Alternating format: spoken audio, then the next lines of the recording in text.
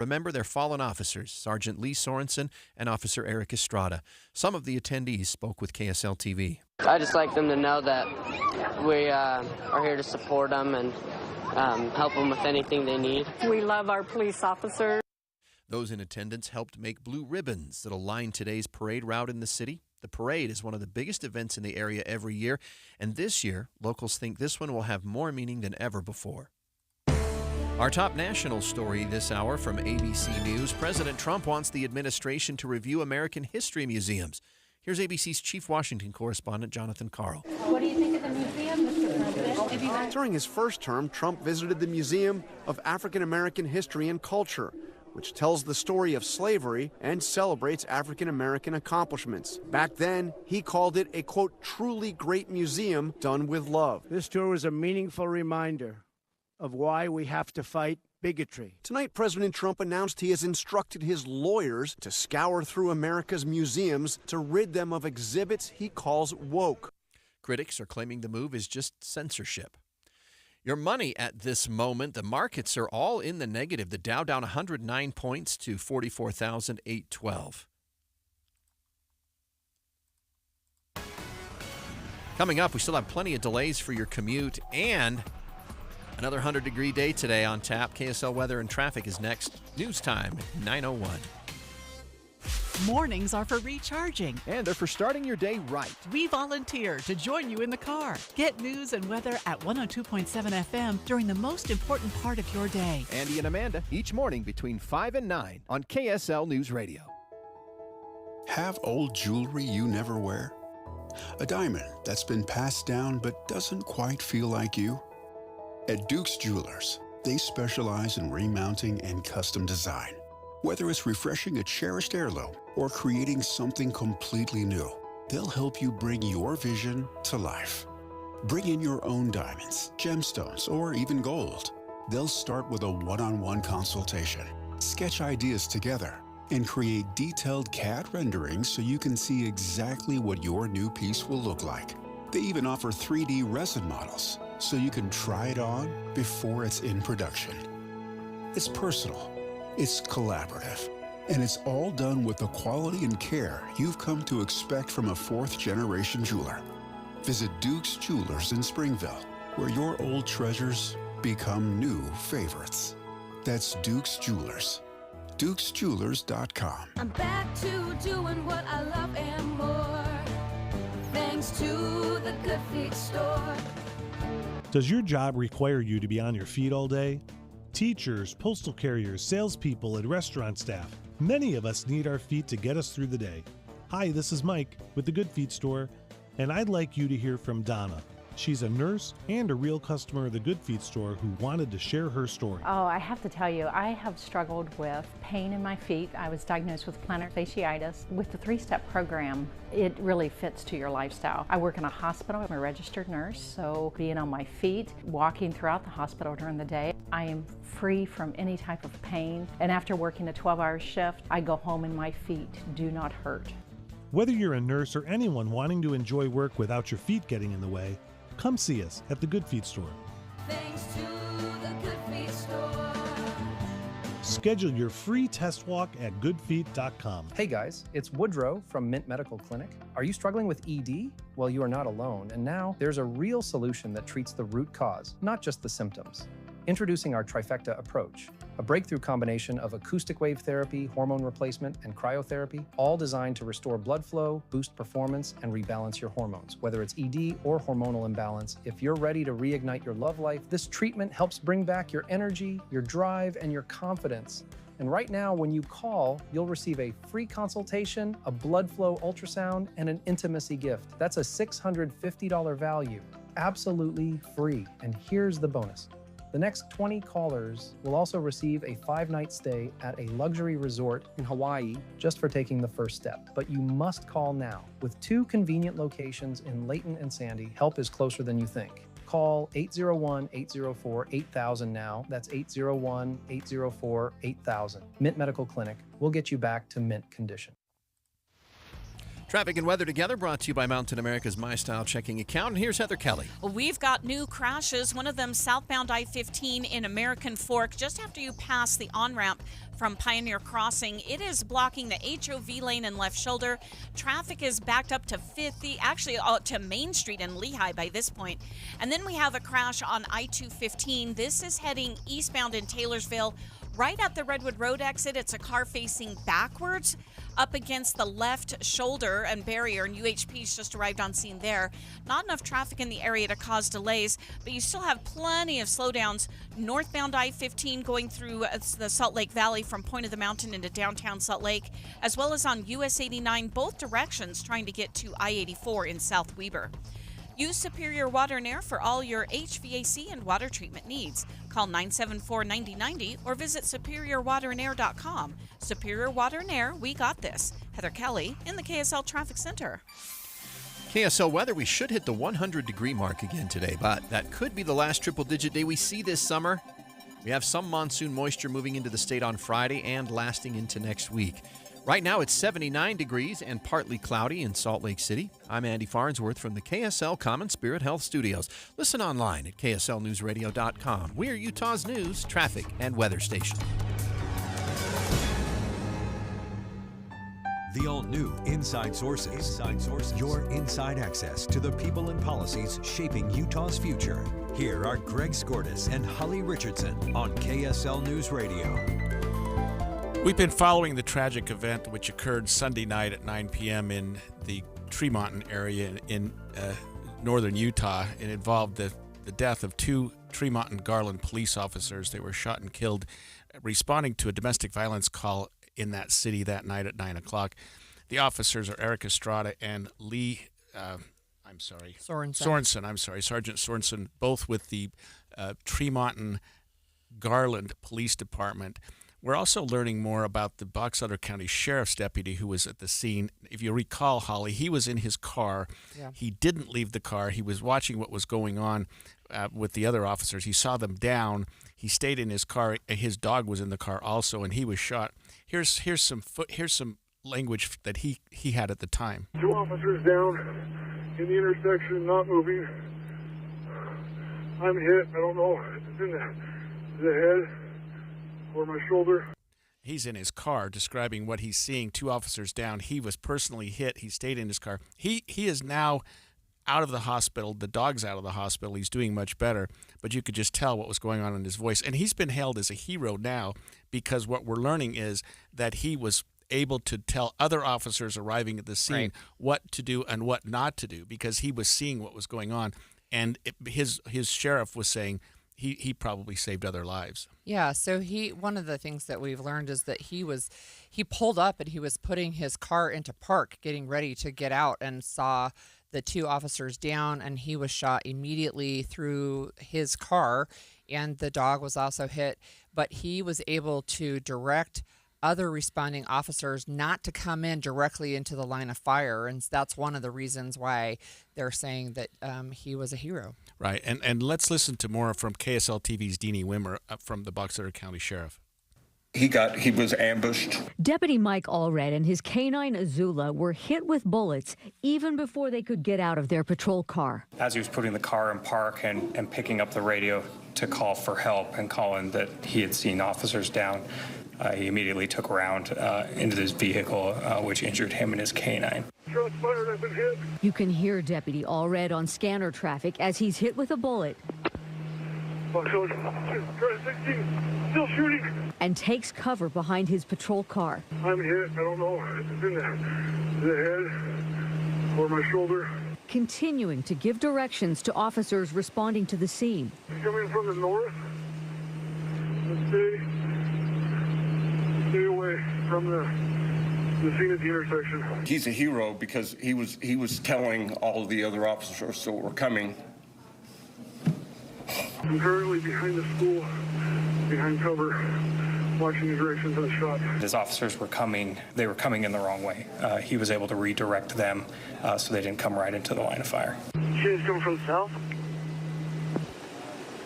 Confirm I was on the south side when I got hit.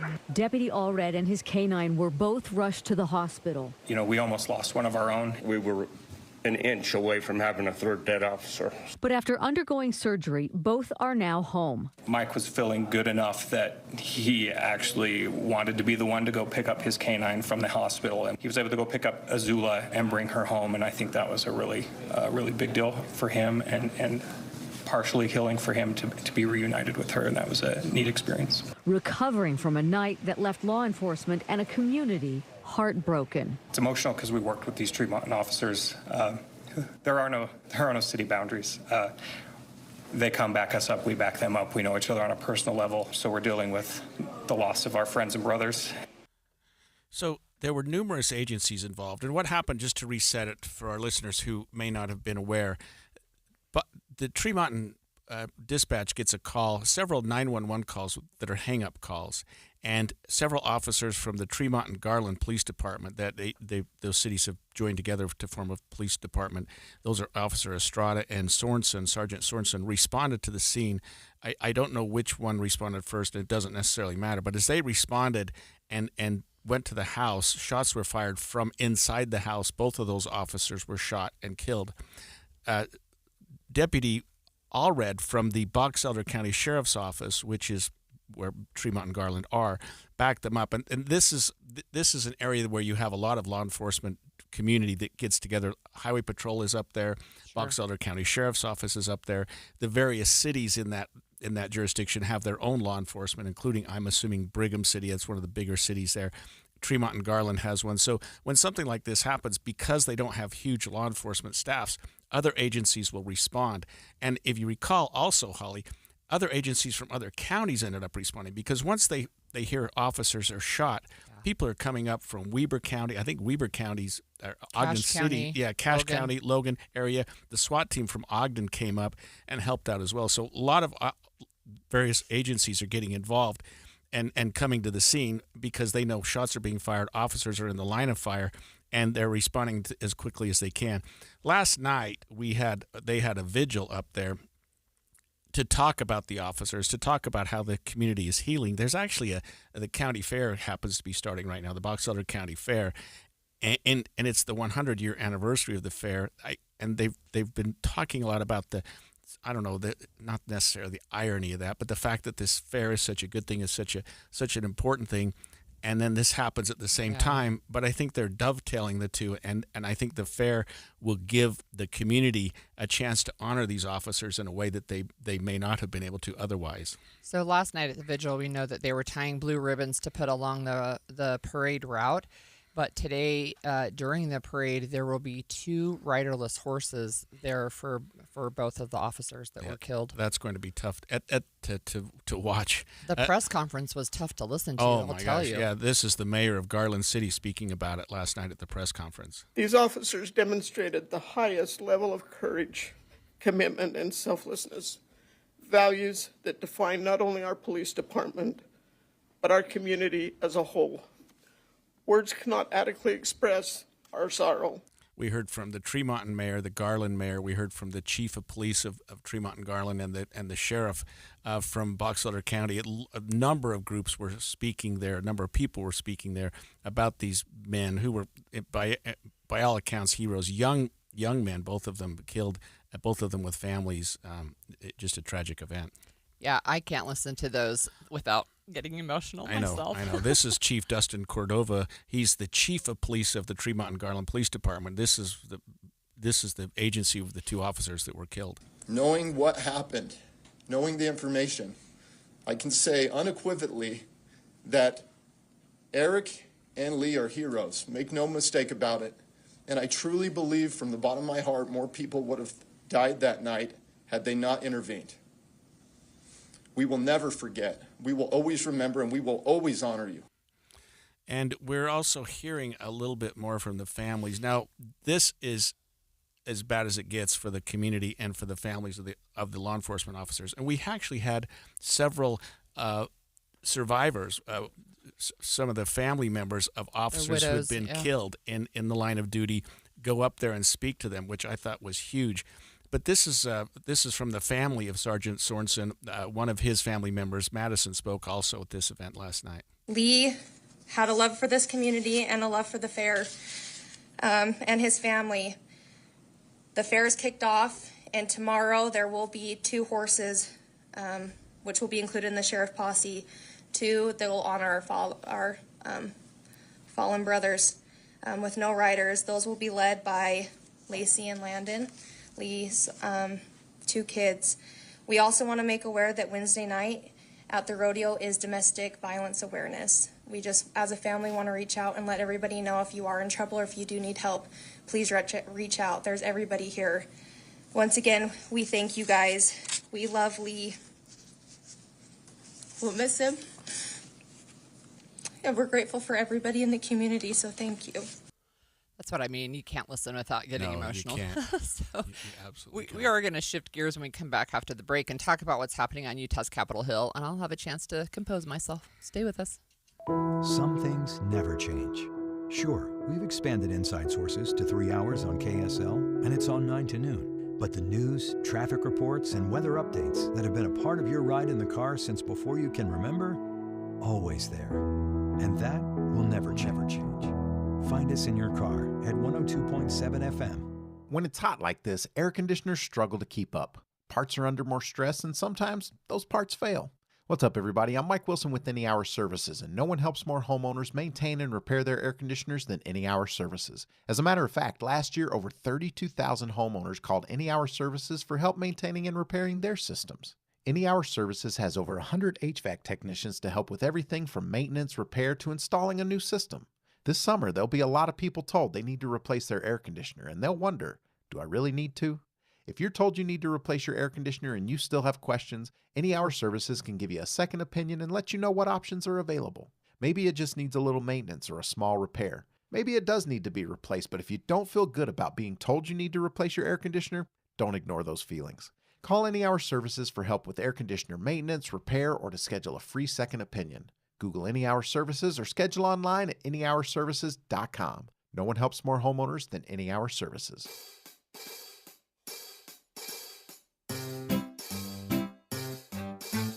1-877 Cars for Kids. KARS Cars for Kids. 1-877 Cars for Kids. Donate your car today. 1-877 Cars for Kids. KARS Cars for Kids. 1-877 Cars for Kids. Donate your car today. Donate your car today at carsforkids.org. That's cars with a K. Your car, running or not, can be picked up as soon as the next day. You'll get a maximum tax deduction and a vacation voucher. 1-877 Cars for Kids. KARS Cars for Kids. 1-877 Cars for Kids. Donate your car today. Now accepting donations of land, homes, buildings, or any kind of real estate. Constipation with belly pain that keeps coming back and back and back. If your symptoms keep coming back, talk to your doctor. It could be irritable bowel syndrome with constipation or IBS-C. Linzess could help you get ahead of it. Linzess linaclotide is a prescription medicine that treats IBS-C in adults. It's not a laxative. It's a once-daily pill that helps you get ahead of your symptoms. It's proven to help you have more frequent and complete bowel movements and helps relieve overall abdominal symptoms, belly pain, discomfort, and bloating. These symptoms were studied in combination, not individually. Do not give Linzess to children less than 2. It may harm them. Do not take Linzess if you have a bowel blockage. Get immediate help if you develop unusual or severe stomach pain, especially with bloody or black stools. The most common side effect is diarrhea, sometimes severe. If it's severe, stop taking Linzess and call your doctor right away. Other side effects include gas, stomach area pain, and swelling. Talk to your doctor and say yes to Linzess. Learn more at linzess.com or call 1-800-LINZESS. Do you worry about how much someone drinks? Do you feel angry or depressed most of the time? Do you feel neglected or unloved? Do you feel that if the drinker loved you, she or he would stop drinking? If you answered yes to any of these questions, you are not alone. Not everyone trapped by alcohol is an alcoholic. Families and friends are suffering too. Al-Anon and Alateen can help. Call 1-866-200-0223 or visit alanon.org/help. Inside Sources. We often think about the Utah legislature meeting from the last Monday in January until the first Friday in March. But Holly, you know, because you served with the legislature for some time and you followed them about as closely as anyone I know, that they have these interim sessions that I think a lot of us, including myself, don't necessarily understand or appreciate. But the legislature is active even in periods of time when they're not in that main session. Yeah, and that's one of the things, you know, for a part-time legislature, and they really make pennies. I'm telling you, they don't do this because the pay is good. 6 times a year they'll meet on the third Wednesday, but it has expanded now to be basically the third week of the month. So Monday there were meetings. Yesterday there were meetings on appropriations. So there were presentations by different agencies about money they needed. There's conversations about spending. And then today, all of the regular committee meetings are meeting. And so during the interim, what that looks like is you have bipartisan bicameral. So what that means is you have people from the House and the Senate both, whereas during the regular legislative session, you have them separated by body. So they're meeting together and they're talking about issues. And now we're getting to the time of year where they're starting to talk about draft legislation, things that they might want to propose when January comes around again. So are interim meetings typically committee meetings, not general session meetings? Correct. They are committee meetings where there's no votes are taken. So the committees can take a vote and they can even say, look, this legislation, we want to pass this out as a committee piece of legislation. And if they get the committee to back this legislation, it'll be one of the things that's first on the agenda when January starts. But unless there's a special session called, which is on the docket for September, we think it's only rumored, hasn't been called yet. But if that were a special session were called, they would actually call themselves back into session and then they can actually take voting action. I think one of the more interesting committee meetings that I'm looking at involve what we call the Government Operations Interim Committee. Yep. Because looking at their agenda, which is actually set for today, but right now, a lot of their agenda is dealing with elections and maybe amendments and tweaks and changes to our election law, which, again, we've talked about this before. We're doing things quite well in Utah, but maybe they're looking at maybe some tweaks and some changes. It's not just tweaks. So yeah, government operations is actually one of the committees that I served on when I was a legislator, but it does, you know, all things government. But this particular interim day meeting is really focused on election law. So there is some draft legislation. It's very similar to something that was proposed during the 2025 session by Norm Thurston. He wants to bring it up again, and if possible, talk about it during the special session that we think is going to happen in September. And what this would do is it specifically is looking at putting information online if you sign a petition. So one of the things that means, I think, is that in some ways it kind of calls you out. Well, it tells who you're supporting, right? So if you're one of the 320,000 people who signed the petition that Protect Utah Workers did to have the issue put on the ballot on whether the state could prohibit collective bargaining, your name and information could be publicly available. So what if you are a journalist? What if you're a teacher? What if you are, you know, an elected official with an R behind your name, but you're supporting this petition? Well, that could all become publicly available under this bill. Would that include also signature gathering for candidates? So if you signed the signature gathering for, say, Celeste Malloy or Governor Cox, would that information also be available? I know that's a little bit different question. So there is a proposal for that, and that's under signature gathering. So that's a different issue that they're looking at, but related today. And so during this meeting that's underway right now, in fact, if people wanted to listen in, you can go to le.utah.gov, and then you just click on the committee hearing you want to listen to. They're streamed live, and then they're uploaded a little bit later. But yeah, they want to talk about signature verification and that your name would be publicly available and candidate petition. So I understand the security part and the integrity part of signature gathering. I don't necessarily understand, and maybe they're so intertwined that you can't separate one from the other. The fact that it's available publicly. I mean, it would certainly seem it has to be available to election officials so they can verify signatures. Right. They can make sure that if you're signing for someone in a particular jurisdiction, that you live in that jurisdiction.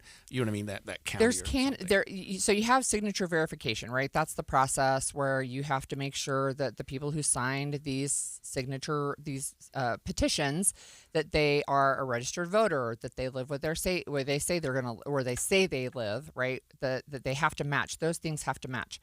But one of the concerns is that you're now saying we're going to make publicly available information that I want to keep private. So that information, voting information, is available to candidates already, right? We've already had this conversation, especially when it comes to the federal government saying, hey, send us all your voter information, including driver's licenses and stuff. And the states are saying, no, we're not going to do that. But candidates have the ability to access people's name, their address, their emails, their phone numbers. That's how you contact them and say, hey, vote for me, right? That's where you send your flyers and how you make your annoying robocalls, right? Right. But when you're putting this up, I think one of the issues, again, is you have on one side, they say, well, we want increased transparency. And the other side is saying, look, what you're doing is it's a form of voter intimidation, right? Those are the arguments on both sides. So we'll see where this goes. But one of the things that they're talking about a little bit later for proposed legislation for January is that if you are gathering signatures, there's a proposal to make the time shorter. So really it makes it harder for the candidates, right? It's to shorten the time and make it more difficult. So signature gathering has become more controversial than I think it was supposed to be, and it really bothered some people. It was controversial from the beginning. Yeah, maybe so. But it's been controversial because, and I can completely understand this from some perspective. You get to the convention, and we've always assumed the convention was the end all, and people get together and you elect delegates and they vote, and you have a candidate that comes out. Then you can have a candidate who doesn't even show up at the convention if they don't want, because they've gathered signatures. They're going to be on the primary ballot notwithstanding. Right. And that has caused some consternation. I can understand that. But I could also understand that if you are popular enough and you do work hard enough and you do gather the signatures, because it's not like you have to get 20 signatures. You have to get, thousands. depending on what you're running for, it can be tens of thousands. Yeah. And it's a lot of work, and it's a lot of people that are supporting you. But let me follow something else that I wanted to ask you about. You talk about this will come up in January. What's the special session in September, or is that just something that could happen? So right now it's still something that could happen. The governor has to call the special session unless there's an emergency. But when the governor calls a special session, he will put specific things on the agenda, and then you don't change from that. So if the governor does call a special session, which it sounds likely in Utah, one of the things that they might address is something with the Great Salt Lake. So they're looking about that. I mean, they're talking about that. They're talking about appointing the Chief Justice, which is an issue we'll talk a little bit about later in the show. They're talking about election changes potentially, but we don't know for sure yet what the governor might put on a special session. But when he does, it's either bills that he said, at the end of the legislative session in March that he said, I think these bills need some more work, and there were a couple of those. So it could be for that. Sometimes a special session is called because financial numbers don't come back like they projected, and then you have to readjust the budget. Usually downward, right? Are special sessions the rule or the exception? I mean, over the last, say, 10, 20 years, have there been 10 or 20 special sessions? There's usually at least one each special session. I mean, each interim, yeah. There's usually at least one. If you remember the great... But it's focused. Yeah, it's very focused on specific pieces of legislation. Yeah. Yep. And that's for the whole body, the entire... Yes. So typically what they do is they'll call a special session the same day you have interim day. So the legislators are already at the Capitol, and then they'll call themselves into session. They'll deal with whatever bills are on the docket. There could be as many as 11, although I think that's probably too much to deal with in one special session. But if you remember the Great Recession of 2008, one of the things that happened as the financial numbers really went down 2008, 2009, they had to call themselves into session multiple times to make cuts to the budget because those numbers were there. So anyway, they're planning on They're asking lawmakers to please reserve September 15th for a special session, but that will be the next interim day. Last dumb question. Are all members of both houses assigned to a committee? They're assigned to multiple committees, but yes. Okay, so everybody has if these interims meetings. are going, everybody's coming. Everybody's there. Interesting. Well, I learned a lot today. Thank you, Holly. When we come back, there's changes coming to downtown Salt Lake. We'll break down some of those when we return. 9:30 at KSL News Radio. I'm Andy Farnsworth. KSL's top local story this hour. We're learning about the heroic actions of a Box Elder County Sheriff's deputy the night 2 Tremonton police officers were shot and killed. Deputy Mike Allred and his canine Azula were shot before they could even get out of their patrol car.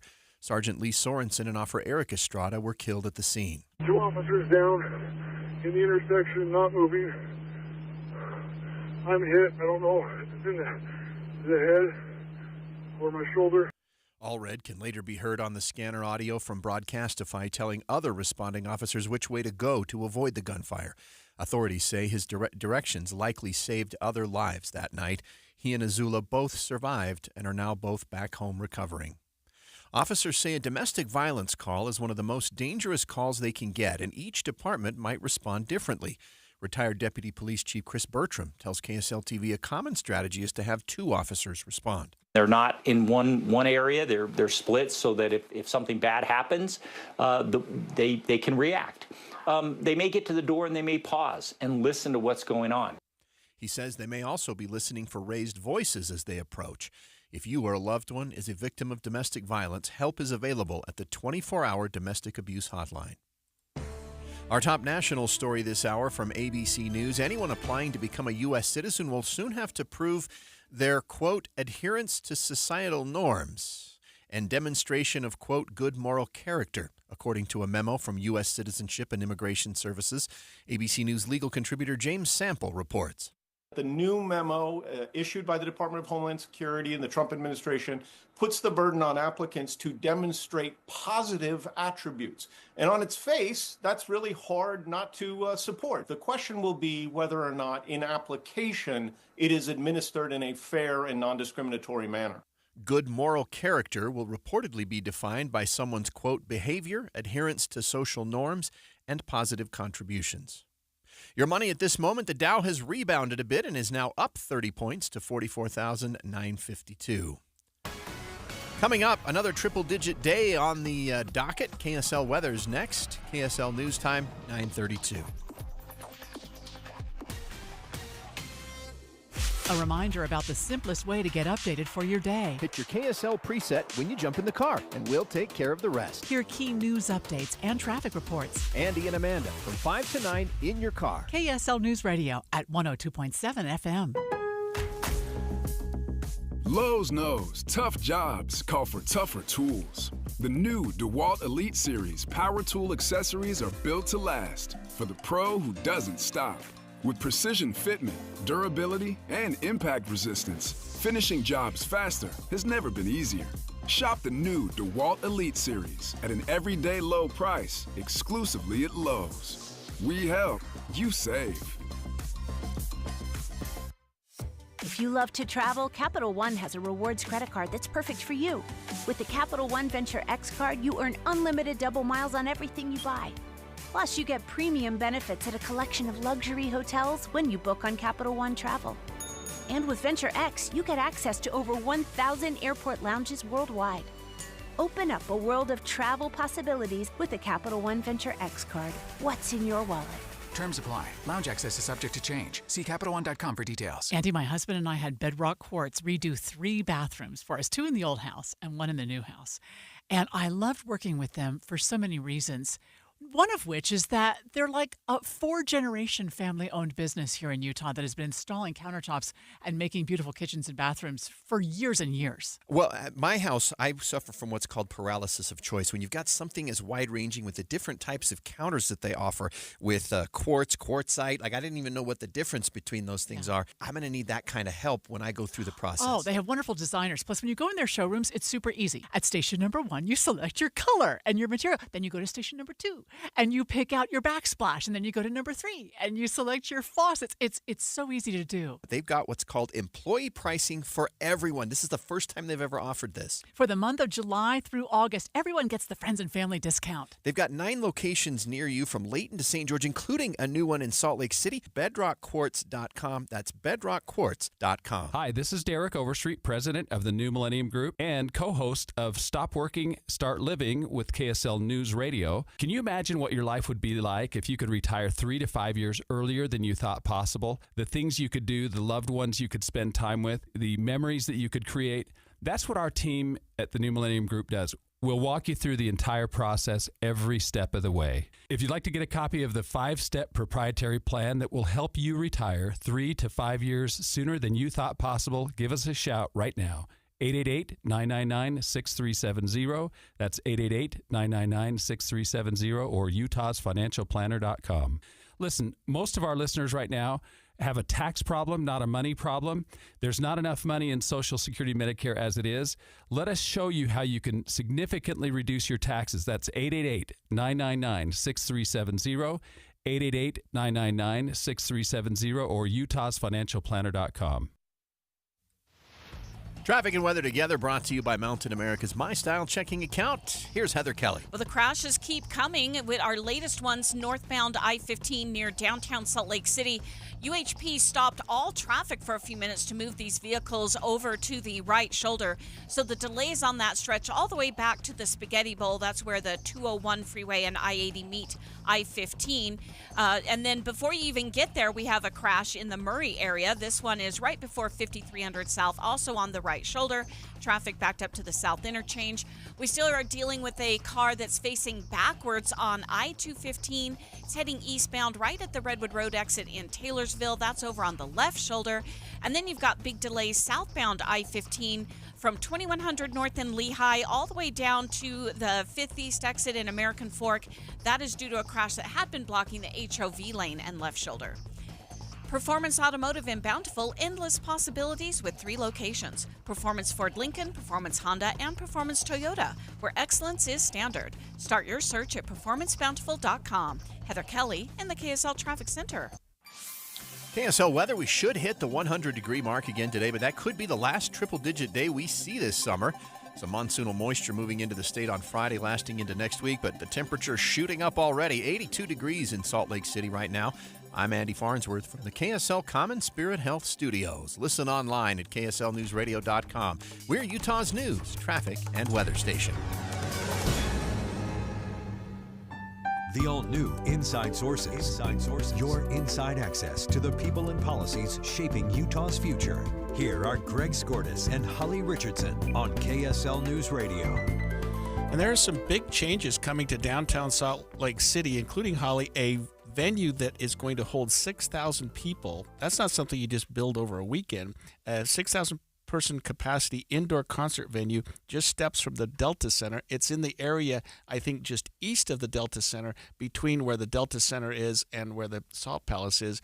They're going to start demolition in that area right away, eventually creating a 6,000 capacity indoor concert center that they believe will host about 200 events a year, including 100 concerts. I mean, this is a big thing, and it's something that Salt Lake really, really needs. Yeah, it sounds fun. So Erin Mendenhall, so the mayor of Salt Lake City, she shared her reaction to this new venue announced yesterday. I'm thrilled. Salt Lake City doesn't have a venue like this. This is an addition to the entertainment offerings that are happening in the downtown core. It's not duplicative, and it's going to bring in a whole new sector of the entertainment industry that flies over the city as of right now. It's a big change for us, and we're thrilled to have SCG recruiting brands like Live Nation here. So that's important that you have venues for specific size events, because the Delta Center is, I don't know what the current bigger capacity is, probably three times that. And then you have very small, intimate venues, but a 6,000 seat venue is perfect for certain concerts and events where you can fill it up. You cannot use the Delta Center, and you can. It would be a miracle, but they're thinking of having 200 events a year. I mean, that's 3 or 4 a week. Well, it's not just concerts, but holding conventions and other things. They expect that it'll draw 1 million visitors, and they're hoping for a lot of people on foot, right? But that is bringing a lot of people into the downtown area. Right, and this is a joint project between the Smith Entertainment Group, she said SEG, and Live Nation. They unveiled those plans, and that demolition is starting right away. So it's, again, part of the I don't even know if revitalization, maybe redecoration. I don't know. What do you call it? Yeah. The redo of downtown Salt Lake. Right. They're making it prettier for Salt Lake. Sports and entertainment. And That's what it's a for, great thing to SEG. do because, there are things going on that I think have got Salt Lake's attention, not the least of which is taking our baseball stadium, which we've had for generations, and moving it out. Yeah. We don't want other things going out. We've got Major League Hockey now. Yep. We've always had Major League Basketball. Yep. And let's keep as much of the downtown vibe going as possible. And we're going to talk about Main Street in a minute, but there are other things going on too, including a hotel that we've all seen for years and years and not really thought much about, which is the Salt Lake Plaza Hotel. It's on basically the corner of West Temple and South Temple. Holly, that hotel is about to be demolished entirely. It is, and it is owned by the Church of Jesus Christ of Latter-day Saints, and they announced that it will close on November 1st, and it's going to be demolished. And for the open house for the temple, the Salt Lake Temple, the downtown Salt Lake Temple, it starts next April, I think, and goes 6 months. It'll be a parking lot, actually, for that time period. And then after that, I think they'll probably have something else there. And that's closing down November 1st. Like you say, it's going to be demolished. It'll probably take a year or two to get that done. No, they have 6 months. Seriously? Yeah, because they have to have it ready for the temple open house. Oh, yep. You're so on top of these things. No. I mean, 6 months. I don't know. That's going to be very difficult. Oh, you know what? I'm wrong on my dates. It's a year and a half. I was thinking it was April 26, but it's April 27. So there you go. They've got a year and a half. Yeah, the Plaza Hotel on 122 West South Temple, about to be torn down, closing on November 1st. Yeah. The demolition will occur then, and it's going to be made into a huge parking structure to support the Salt Lake Temple. And parking, for those of us that work downtown, is a problem. It's always a problem. For sure. I support anything that will give us other, and I know that we do a great job with tracks and we do a great job with UTA. They're the same, but it's, to me, just getting around Salt Lake is because you like to come down here on the weekends. You like to come down on a Friday or Saturday and enjoy the weekend, but finding parking can sometimes be a real hassle. Yeah, you know what's interesting about this is they're not saying it's going to stay parking. It could be changed into something else long term. But anyway, we'll see how that happens. But if you want to stay at the Plaza Hotel, you have until the end of October because November 1st, it's going bye-bye. Yeah, that's true.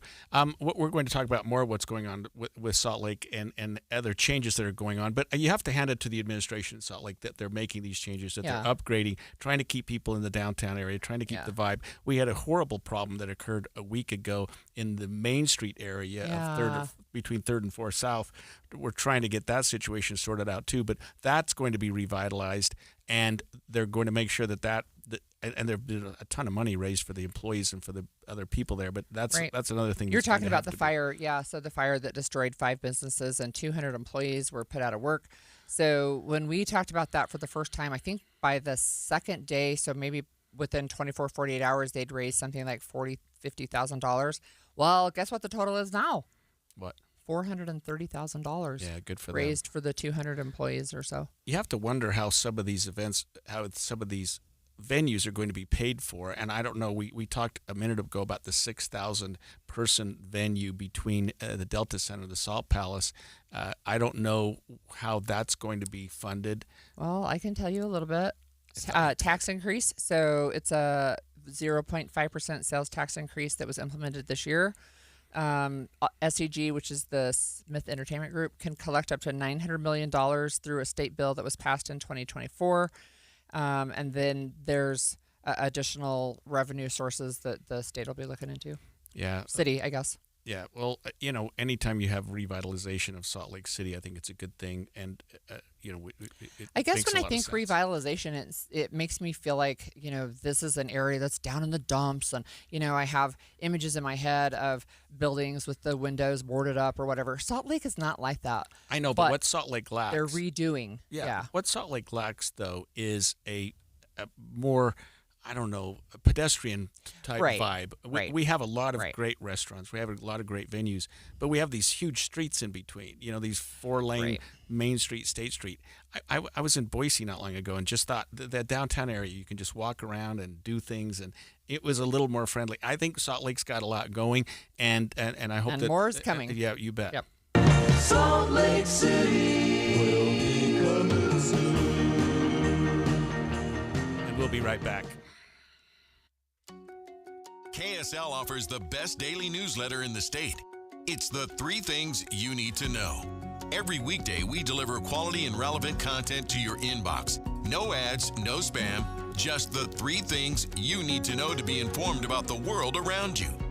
Subscribe today. Visit KSLNewsRadio.com or text the word inbox to 57500. That's inbox to 57500. Back to school means back to routine, but don't forget about the mess underfoot. Start this school year fresh with Zero-Res carpet and air duct cleaning. Did you know your carpets can trap up to 40 pounds of dust, dirt, and debris each year? Zero-Res uses patented technology to clean with no sticky soaps or harsh chemicals. Just patented ZR water for a deep clean that's safe for kids, pets, and your peace of mind.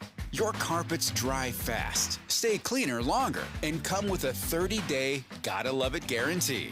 Right now, get 3 rooms plus a free hallway for $119 and 15% off air duct cleaning. Schedule today at Zerores.com. That's Zerores.com. Spelled the same forward or backward. Zero-Res is the right way to clean. Zerores.com. I didn't just lose 82 pounds in 16 weeks. I lost fear. I lost shame. I lost that nagging voice in my head that told me I couldn't do it. I thought weight loss meant being hungry or miserable. Soda showed me something different. I wasn't starving. I wasn't white-knuckling it throughout the day. I was learning. I was eating real food, texting my nutritionist when I had a question or hit a wall. People asked if I'd do it again, and I tell them I'd do it twice. Because when I got back, my energy, my focus, my sense of control, this isn't about fitting into skinny jeans. It's about showing up for life. Go to SOTAweightloss.com. Click the Request Your Nutritionist callback. SOTA, it stands for State of the Art. SOTAweightloss.com. You can do this. You know how I know you can do it?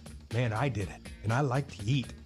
SOTAweightloss.com. Soda is, say it with me, state of the art. Do you know why more homeowners choose Any Hour Services for help when it's time to replace their air conditioners? What's up, everybody? I'm Mike Wilson with Any Hour Services, and the main reasons people choose Any Hour Services is because of our people, processes, and convenience. People tell us all the time that there's just something different about having an Any Hour Services technician in their home. That's why most of our over 18,000 Google reviews mention our technicians by name. Another reason is our 7-step install process that we call the Any Hour Difference. It all starts with the needs analysis, where you explain what you like and dislike about your current system. This helps us design and size a system that fits your comfort and efficiency preferences as well as your home's airflow requirements. As for convenience, most of our installs are completed in one day. We also have flexible, no money down financing options available, even if you've been told no in the past. So if you've been thinking about getting a new air conditioner, call Any Hour Services and schedule a free estimate today. Google Any Hour Services or schedule online at anyhourservices.com. No one helps more homeowners than Any Hour Services. Over the years, you've brought them into your home. You were prescribed opioids after the C-section, when Dad injured his back, when your basketball star tore his ACL. Opioids helped with the pain, and you held on to them just in case. But did you know holding on to unused opioids puts your family at risk?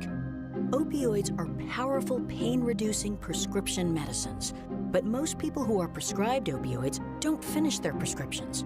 So millions of unused opioids are sitting in homes across the country.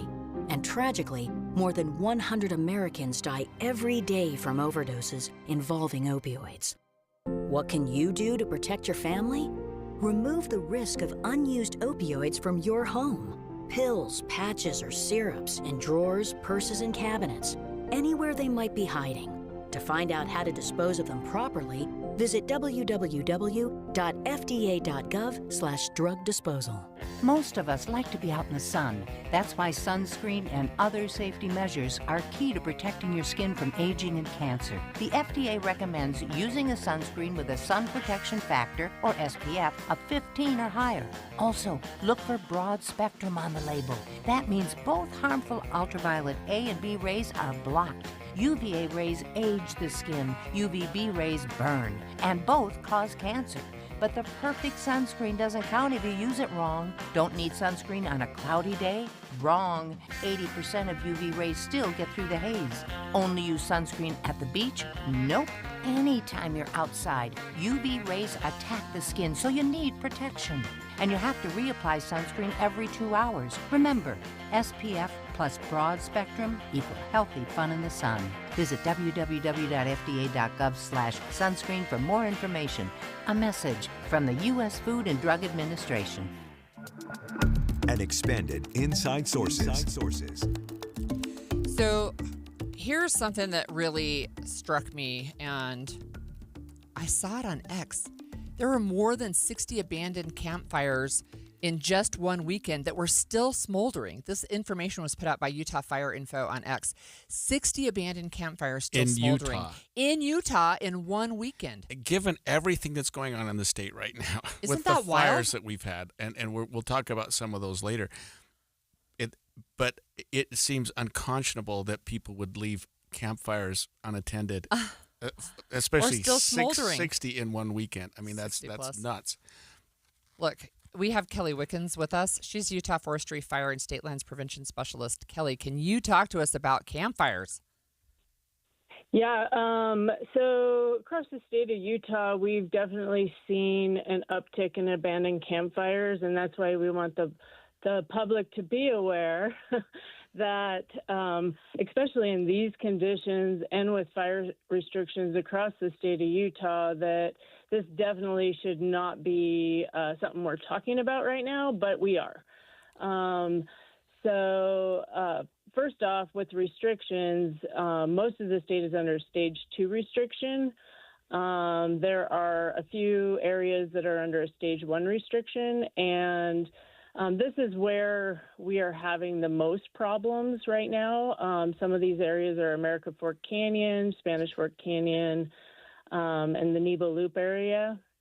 We have, every time somebody doesn't completely extinguish their campfire, oftentimes our resources are called, including our local fire departments, to go extinguish these fires. So, anyway, I'm just asking the public to please do your part. If you are in an area where you actually can have a campfire, make sure it is in a designated pit.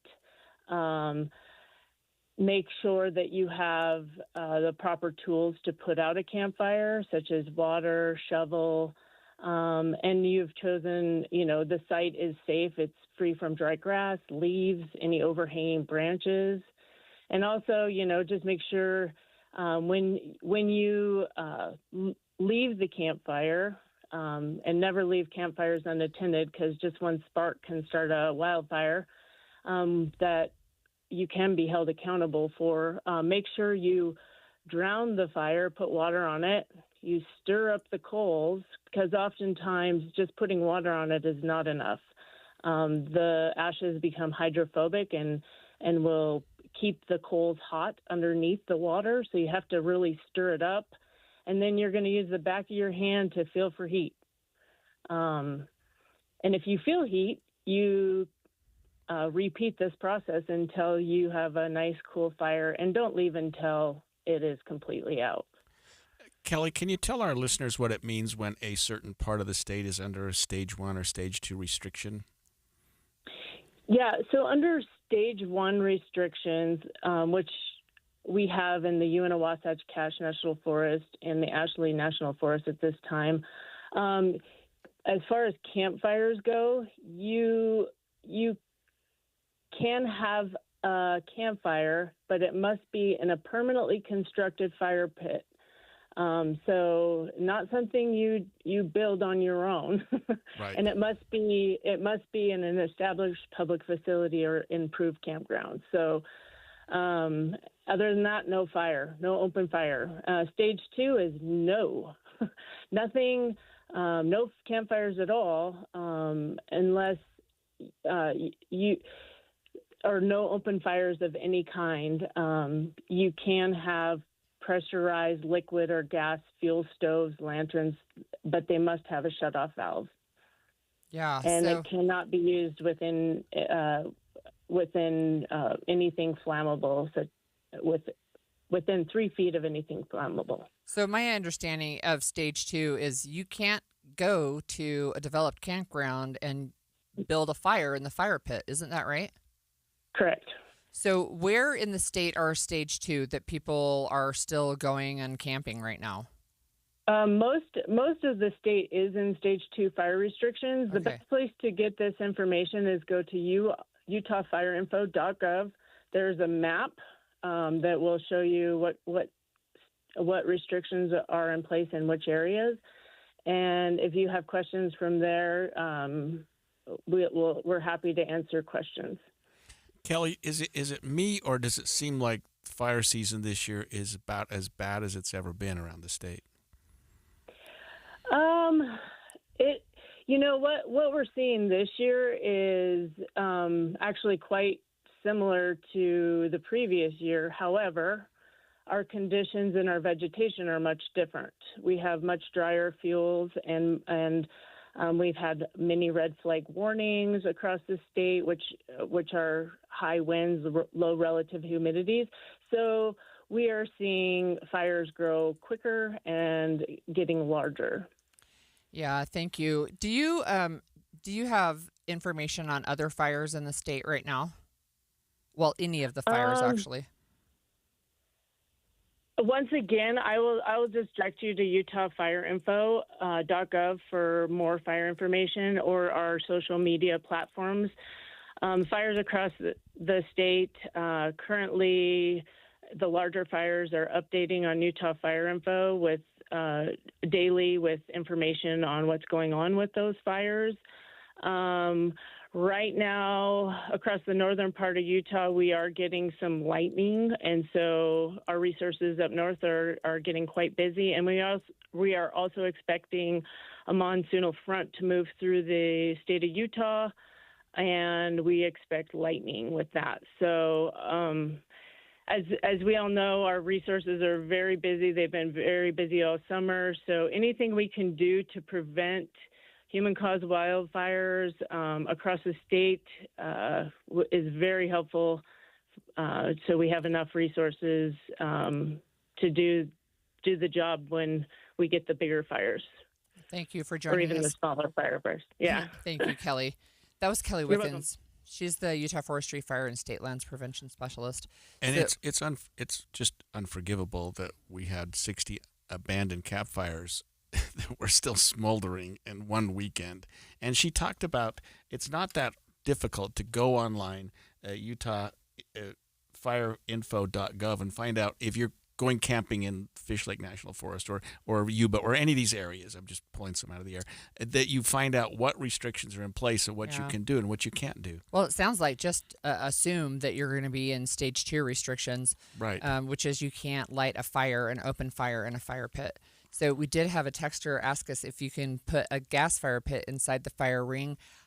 I'm not the state fire expert. I think you can maybe because it doesn't have it in a developed campground. You're going to have concrete around that, and it has to be able to be shut off instantly. But we do have a little brief update just looking at that Utah Fire Info site. The Monroe Canyon fire is almost at 74,000 acres. The Deer Creek fire near Moab is at almost 18,000 acres. The Beulah fire up in Summit County out past the Camas area, it's at almost 5,000 acres. And then the one down in Provo, kind of close to where I live, up Slate Canyon, it's just over 400 acres, but it's 20% contained, so that one we're getting on top of. And it seems like the North Ogden fire, the Willard Peak, I think it's been called, fire in my part of the state, is largely under control. We don't hear a lot about that. I think people are still up there working on it, but it's mostly contained. Mostly at contained, least it yeah. seems. You know, you talk about the monsoonal storms coming in, and you think they're going to bring water, which they might, but they also bring lightning. So right, it's a mixed bag of good and bad. Watching that Monroe Canyon area down in Sevier County is just continues to go and go and go, and we don't know if that's going to be contained until we get snow, until probably snow. Winter comes. Yep. Wow. Well, it's safe to say that navigating student loans has been a confusing process of late. And after passing the big, beautiful bill, changes could be coming, and especially as it relates to financial aid. We'll learn more about what you need to know from the View's Financial Aid Office after the break.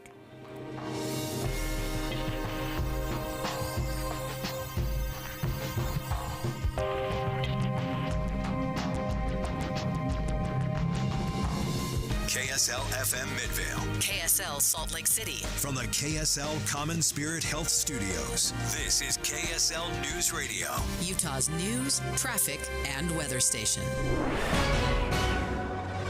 10 o'clock at KSL News Radio. I'm Andy Farnsworth. KSL's top story this hour, we should see another triple-digit day today, and that has at least some local school districts getting creative when it comes to having their sports teams practice outside. Assistant Director of Utah High School Activities Association, Brennan Jackson, says the schools have a device to measure temperature, humidity, and other factors. If the wet bulb globe shows that it's too hot to practice, then they have to change practice times or go to a different site like on the grass or mornings or evenings. Many schools are holding early morning or evening practices while it's this hot, and athletes are given extra water breaks. Our top national story this hour from ABC News. Hurricane Erin is still moving through the Atlantic Ocean and is now expected to make its closest pass to the East Coast sometime tomorrow morning. It will still be some 200 miles away from the coast. However, the wind field keeps expanding, and that's why by tonight you'll start to see those gusts around 30 in the Outer Banks, 50 the gusts by tomorrow morning. ABC News Chief Meteorologist Ginger Z says the storm is also expected to push potentially dangerous waves onto the coast, with some areas seeing storm surge. The Buckley Draw fire above Provo is now 20% contained, with most of that containment along the western edge of the fire closest to the homes. The fire has burned 427 acres, and hotshot crews are being shuttled onto the mountain by helicopters to attack hot spots. Your money at this moment, the Dow back down again into the negative, 75 points to 44,846. Coming up, it's another triple-digit day before the moisture starts to come. KSL weather's next. KSL News Time, 10:01. The sources where we get our news matters. When you listen to Utah's Morning News, we want you to feel the stories are important to you and trustworthy. This is Amanda Dixon. And I'm Andy Farnsworth. Join us weekday mornings on KSL News Radio. At Intermountain Health, we believe life is a circle. May yours surround you with insight, a healthy perspective, trust, and reassurance. The belief that our differences aren't that different, and compassion just when you need it most. Life is a circle. May yours help you live the healthiest life possible. Intermountain Health. If you're ready to buy a home or sell a home and you're worried about the current real estate market because of what you've heard from some of your friends or family, well, we're here to tell you that you really shouldn't be worried, because now is a great time to buy and sell with our friends at the Stern Team, powered by Almada Real Estate. And here's why. Buyers have more options due to increased inventory, which gives them the power to negotiate for repairs, interest rate buy-downs, and closing cost assistance. While at the same time, sellers are still getting top dollar for their homes, with home values that are higher today than ever before. So whether you're looking to buy or sell, the current real estate market presents a win-win opportunity for both buyers and sellers. But you still do want to make sure that you're working with a team of real estate experts you can trust that can get you some great results. And that's our friends at the Stern Team, powered by Almada Real Estate. They have helped thousands of Salt Lake City homeowners, and they're ready to help you. To get started, just go to thesternteam.com. That's thesternteam.com, or Google The Stern Team. The Salt Lake Chamber is Utah's voice for business. Okay, that sounds great, but what does it really mean? Well, as Utah's largest and longest-standing business association, they support and champion community prosperity throughout the state. And if you're in business, well, that's a very good thing for you. Be sure to listen to the Chamber's Speaking on Business, weekdays at 7:20, 11:55, and 5:20 p.m. on KSL News Radio. Everybody knows that exterior remodeling salespeople are all about the high-pressure sell. Am I right? Windows, siding, gutters, those suckers are going to twist your arm and get you to buy, or they won't leave your house at night. Tim Jr. here from RGS Exteriors, and I want you to know we don't have high-pressure sells. In fact, we don't even have salespeople. Nope, we have estimators. That's a huge difference. Estimators are trained to look at the entire scope of the project, to see and know if there are any problems, like rotten wood, wood-borne insects, or construction issues specific to your house or your neighbors. Salespeople are more concerned about playing those silly price games. Buy one, get one free, sign today and get 40% off, as if they didn't just jack the price up to give you a fake discount. RGS Exteriors estimators are going to give you a great quote. No games, no tricks, no nonsense. Call RGS Exteriors to quote your exterior project. Our number is 801-280-3110, or visit us at rgsutah.com. That's rgsutah.com. Traffic and weather together, brought to you by Mountain America's My Style checking account. Let's go to the KSL Traffic Center, and here's Heather Kelly. We still have plenty of delays on the I-15 corridor. First of all, southbound I-15, as you come out of Lehigh, head down to 5th East and American Fork. You still have traffic kind of stop and go as a crash is still on the left shoulder right near 5th East and American Fork. And then northbound I-15, you are crawling from 90th South and Sandy all the way to 53rd South and Murray. That too due to a multi-vehicle crash that just pulled away about a minute and a half ago. All the lanes are now open, but it's going to take time for those residual delays to clear out. The good news is the other major freeways across the Wasatch Front are moving at speed. Mortgage rates are going down. Take advantage. Visit loansbyrick.com at Vintage Lending. Loansbyrick.com, NMLS 241179. Equal Opportunity Lender. Heather Kelly in the KSL Traffic Center. Well, we're aiming to hit the 100-degree mark again today, but that could be the last triple-digit day this summer. We have some monsoon moisture moving into the state on Friday, lasting into next week. Already up to 86 degrees and sunny in Salt Lake City today. I'm Andy Farnsworth from the KSL Common Spirit Health Studios. Listen online at kslnewsradio.com. We're Utah's news, traffic, and weather station. The all-new Inside Sources. Your inside access to the people and policies shaping Utah's future. Here are Greg Skordas and Holly Richardson on KSL News Radio. A lot of parents and students know that colleges started this week. University of Utah started a couple of days ago. I think most of the universities are now in full swing or about to be. Or will be soon, yeah. Right. But on July 4th, people may not remember, but President Trump signed a budget reconciliation bill that made a lot of changes to federal financial aid policy. Now, they don't go into effect this year, but they do go into effect in the 26-27 academic year. And I think a lot of people are wondering, how does that change things? How does that change what's happening with financial aid? Oh, look, I just have to say it was an issue for me as a student. And again, I only left school 3 years ago. But my kids too, right? So it's a confusing process. It feels like it is changing. This was the big, beautiful bill that's changing stuff. And even applying for student aid, it's FAFSA. And I try to call it FAFSA, but it's not. It's FAFSA. And that's just the federal application for student aid. And my kids will go online and they're like, Mom, I don't understand this. And I'm like, I'm telling you, only because I had to do it for 8 years in a row myself, right? As a student, as an adult student. So one of the things I think that is important to understand is there's a lot of options out there for paying for school. And we have with us on the line Dr. Anthony Jones. He's the Executive Director of Financial Aid and Scholarships at the University of Utah. Welcome. Good morning. So first off, what can you tell us? What kind of changes will be coming to financial aid, and when do they go into effect? So you're correct that the changes from the reconciliation bill do not go into effect until next school year, so fall of 2026 is when they would begin. I think the biggest changes are certainly to the federal student loan programs. Now, for undergraduate students, those students pursuing, their bachelor's degree or associate's degree, most of their loan changes weren't affected.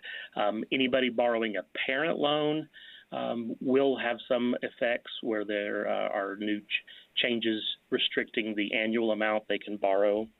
I think the biggest change in the loan area is for graduate students, those pursuing master's or doctoral programs, where the annual loan limits changed as well as the lifetime borrowing changed.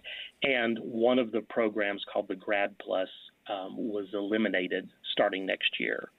So I think those are the biggest changes. There are some other changes that will affect very few students who might get a Pell Grant at the undergraduate level. There are some need analysis changes on the FAFSA, but in most cases, the biggest changes are with the loan programs. Can I ask you about the graduate school loans? Because my understanding is the limits that they put into place, they sound like a lot, but when you're talking about law school and medical school, it may be something that keeps people from pursuing those degrees. Is that your understanding as well? I think that is a definite concern because that Grad Plus loan did allow students to borrow up to their full cost of attendance if they needed it. One bit of slightly good news is for those programs like the JD for lawyers or the MD for medical students, they have an increased unsubsidized loan limit from what they do now. So that'll help take care of some of the impact, but it wouldn't take care of all of it. So that is a concern, yes. Anthony, what could you tell our listeners, especially parents of kids that are going to school and maybe they don't have a lot of experience in financial aid, but how can they find out information or what's available? And maybe the better question is, what are people doing wrong as it relates to financial aid? Well, I think the biggest bit of advice that I can give is definitely to file the FAFSA as soon as you can, because that's sort of the gateway to determining eligibility. If there's things that you're offered that you don't want, you can always decline it. And I always also suggest contact the financial aid office at one of the schools that you're applying to or interested in attending to see what options there are. Because, for example, right now in preparation for the reconciliation bill changes, we're encouraging students to search for additional scholarships. You want to be careful of scholarship scams, so we point people to vetted scholarship searches that don't cost anybody in order to apply for them. So we have databases of private scholarships as well as University of Utah scholarships that students can search. The other thing would be we're also looking at if they want to borrow additional aid beyond the federal loans, there are private options, private loans, as well as payment plans. So I have a question about first-generation college students. I know that if people have family members who have gone to college or university level, right, that there's at least some more understanding about how to navigate these potentially confusing areas of financial aid and scholarships. But if you have never done this before and maybe you're a high school senior this year, what are our high schools doing and what can students do if they want to go to college but nobody else in their family has gone? It's a good question, and the system can be confusing until you've experienced it once or twice, so I completely understand that.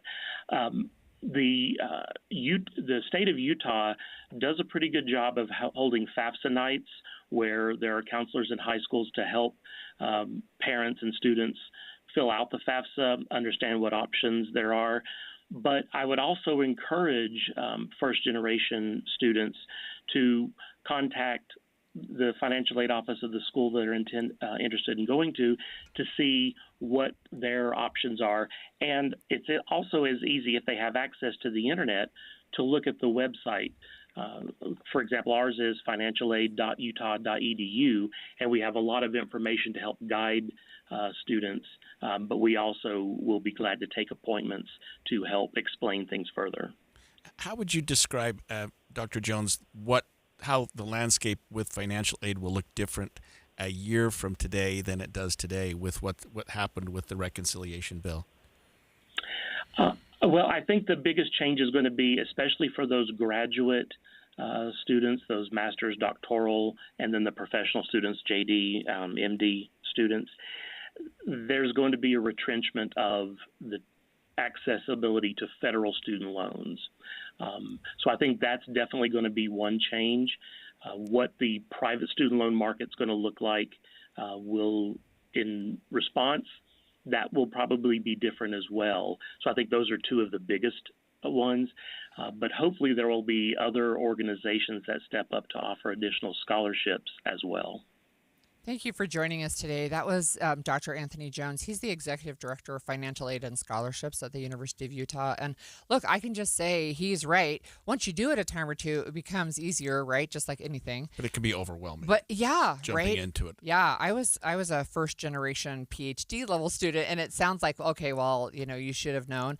There were things about that program that I'm like, I had no idea. And people who were raised in a family with PhD parents, they're like, oh, I'm 24 and I'm in this PhD program and I know all the things, and I'm like, oh my gosh.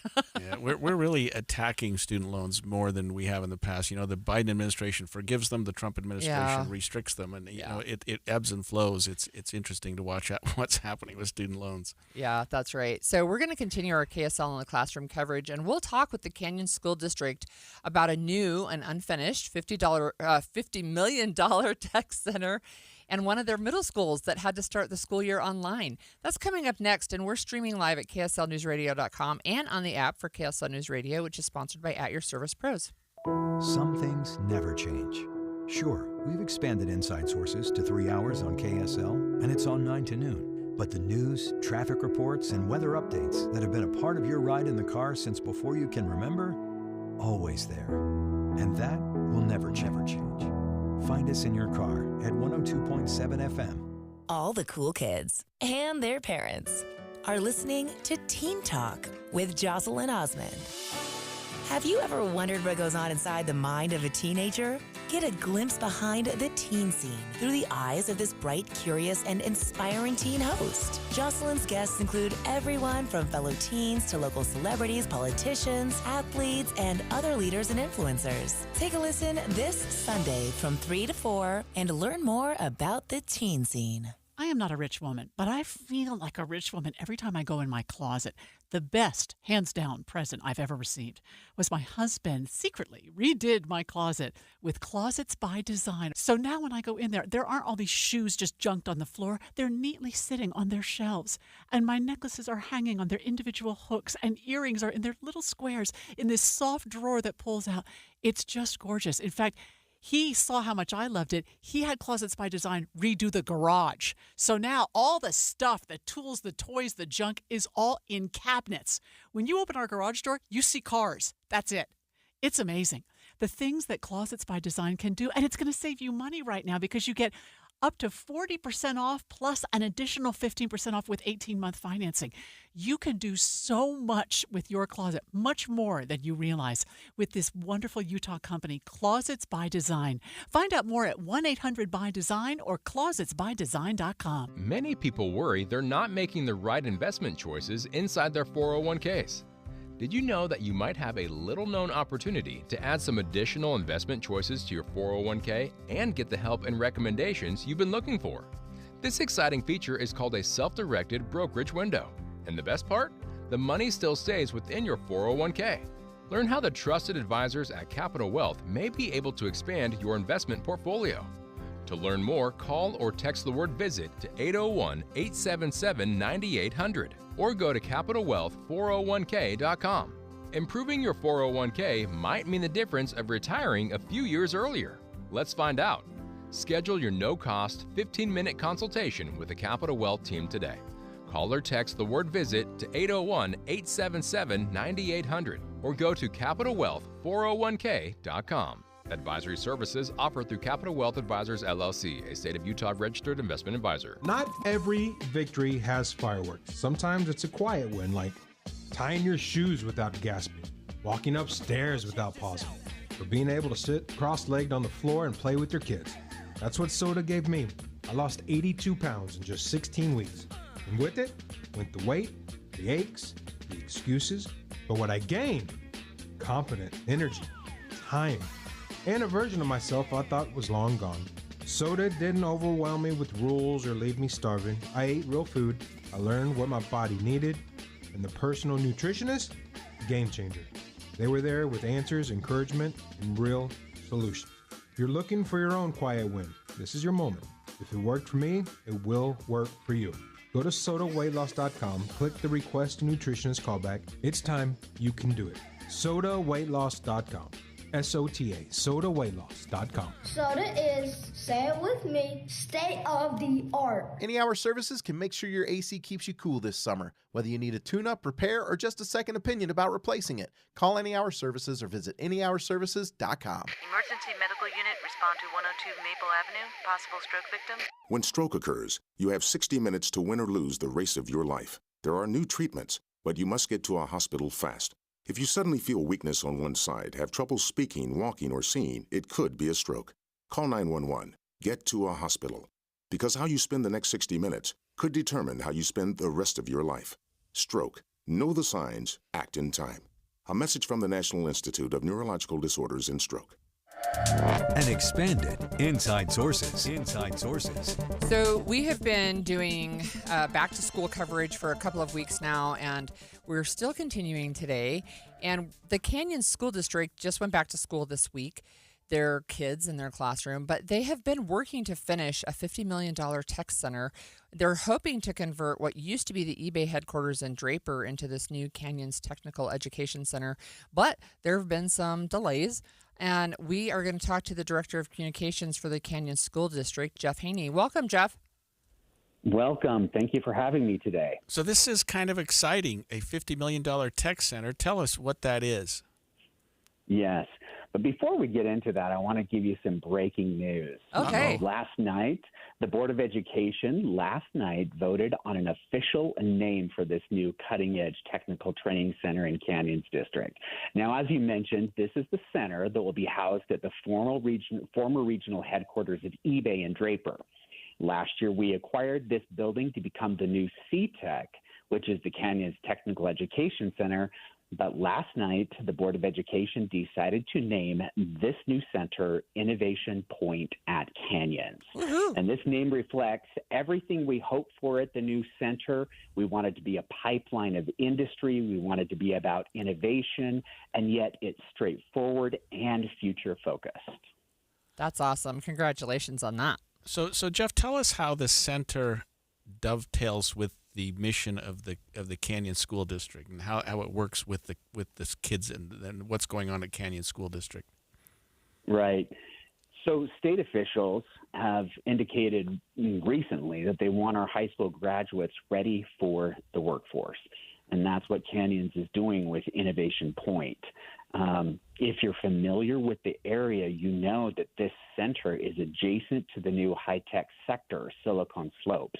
And so we're building relationships with those companies to provide the high-tech training needed to fill the needs of those companies. We'll have coding programs, computer technology programs, even drone programs. But that's not it. We're not forgetting about some of the jobs that make our world work. We're also investing in trades such as home construction, cosmetology, and engine repair. This center will be focused on making sure that we're creating a pipeline for our students to go straight from high school into the workforce. So, Jeff, that brings me to a question then. Is this going to be some form of either concurrent enrollment or whatever the appropriate term is, where your high school students can go and get this training while they're still in high school? Yes, that's exactly what it is. They can leave their home high school, go to the training center, and then enroll in the training programs that can lead to certification in a particular industry or in the concurrent college classes. So it's going to be a gamut of the programs, but the programs will be designed to meet the needs of the workforce here in Utah. So remind us exactly where this tech center is. And I know you described it as the former eBay center. I've ridden my bicycle out there a few times. Isn't it? Where is it exactly? So it's literally on eBay Way in Draper. Okay, of course. there you go. And it's across the street from the Front Runner station. And so perhaps in the future, instead of it being eBay Way, we'll call it Innovation Way. So if you know the area, if you know where the last one of the last stops in Draper for the Front Runner is, it is right there. And, you know, it's a great location for our students to be able to take mass transit to the center and then back either home or to their high school. So, you know, it's one of those places where they can drop in, engage in learning, get the certification needed to go into the workforce or train in a industry that will help them either get a job that will pay for their college or they'll go straight into the workforce. So can you tell us where you are in the process of, I guess, retrofitting this former eBay headquarters into a new tech center? Right. You know, we think this could be an innovative trend that other school districts around the country could follow. Buying and renovating an already built, already wired vacant office space for a training center or for a school. You know, if we would have had to build this facility with about 240,000 square feet from the ground up, it would have been about double what we paid for the investment. And in the past year, what we've done is met with architects and identified the ways that we can renovate the building to accommodate the programs that we want at that center. So we're in the midst of designing the renovations for the center and identifying which places those programs will be within the building. So is this going to be paid for out of the district's budget, Jeff, or is this something that's going to require an additional funding source? It is. It's included in the district's budget. This year's budget included $2.5 million in capital expenses for the repayment of the bonds that were issued to purchase the building. You know, when we said at the time of the purchase that surplus property owned by the district would be sold to help offset the capital costs of buying the building. And that included where our current technical training facility is located in Sandy. In addition to naming this new center last night, the board agreed to sell the current training center's land in Sandy for $6.3 million, and that was the asking price. It's being sold to a developer, and if that development is realized, it will bring additional revenue to the district in property taxes. So yes, indeed, we included it as part of the district's budget, and then we're selling land that we have that's surplus to offset capital costs. Wow, interesting. Thanks for explaining that. I'd like to pivot if we can. I know it was the first week of school for your district, and you have a middle school that had to start online. What does that look like for students and teachers right now? Yeah, so the start of the school year has been exciting, as you've mentioned. It's a tradition in the Canyon School District that we roll out red carpets at all of our elementary and middle schools because we want our students to feel like they're the stars of the day. Awesome. Well, at Eastmont Middle School in Sandy, their first day of school did not have that red carpet. They'll have to wait a few weeks for that. Instead, they had to go online, and that's because we had undertaken a $13 million renovation project at Eastmont.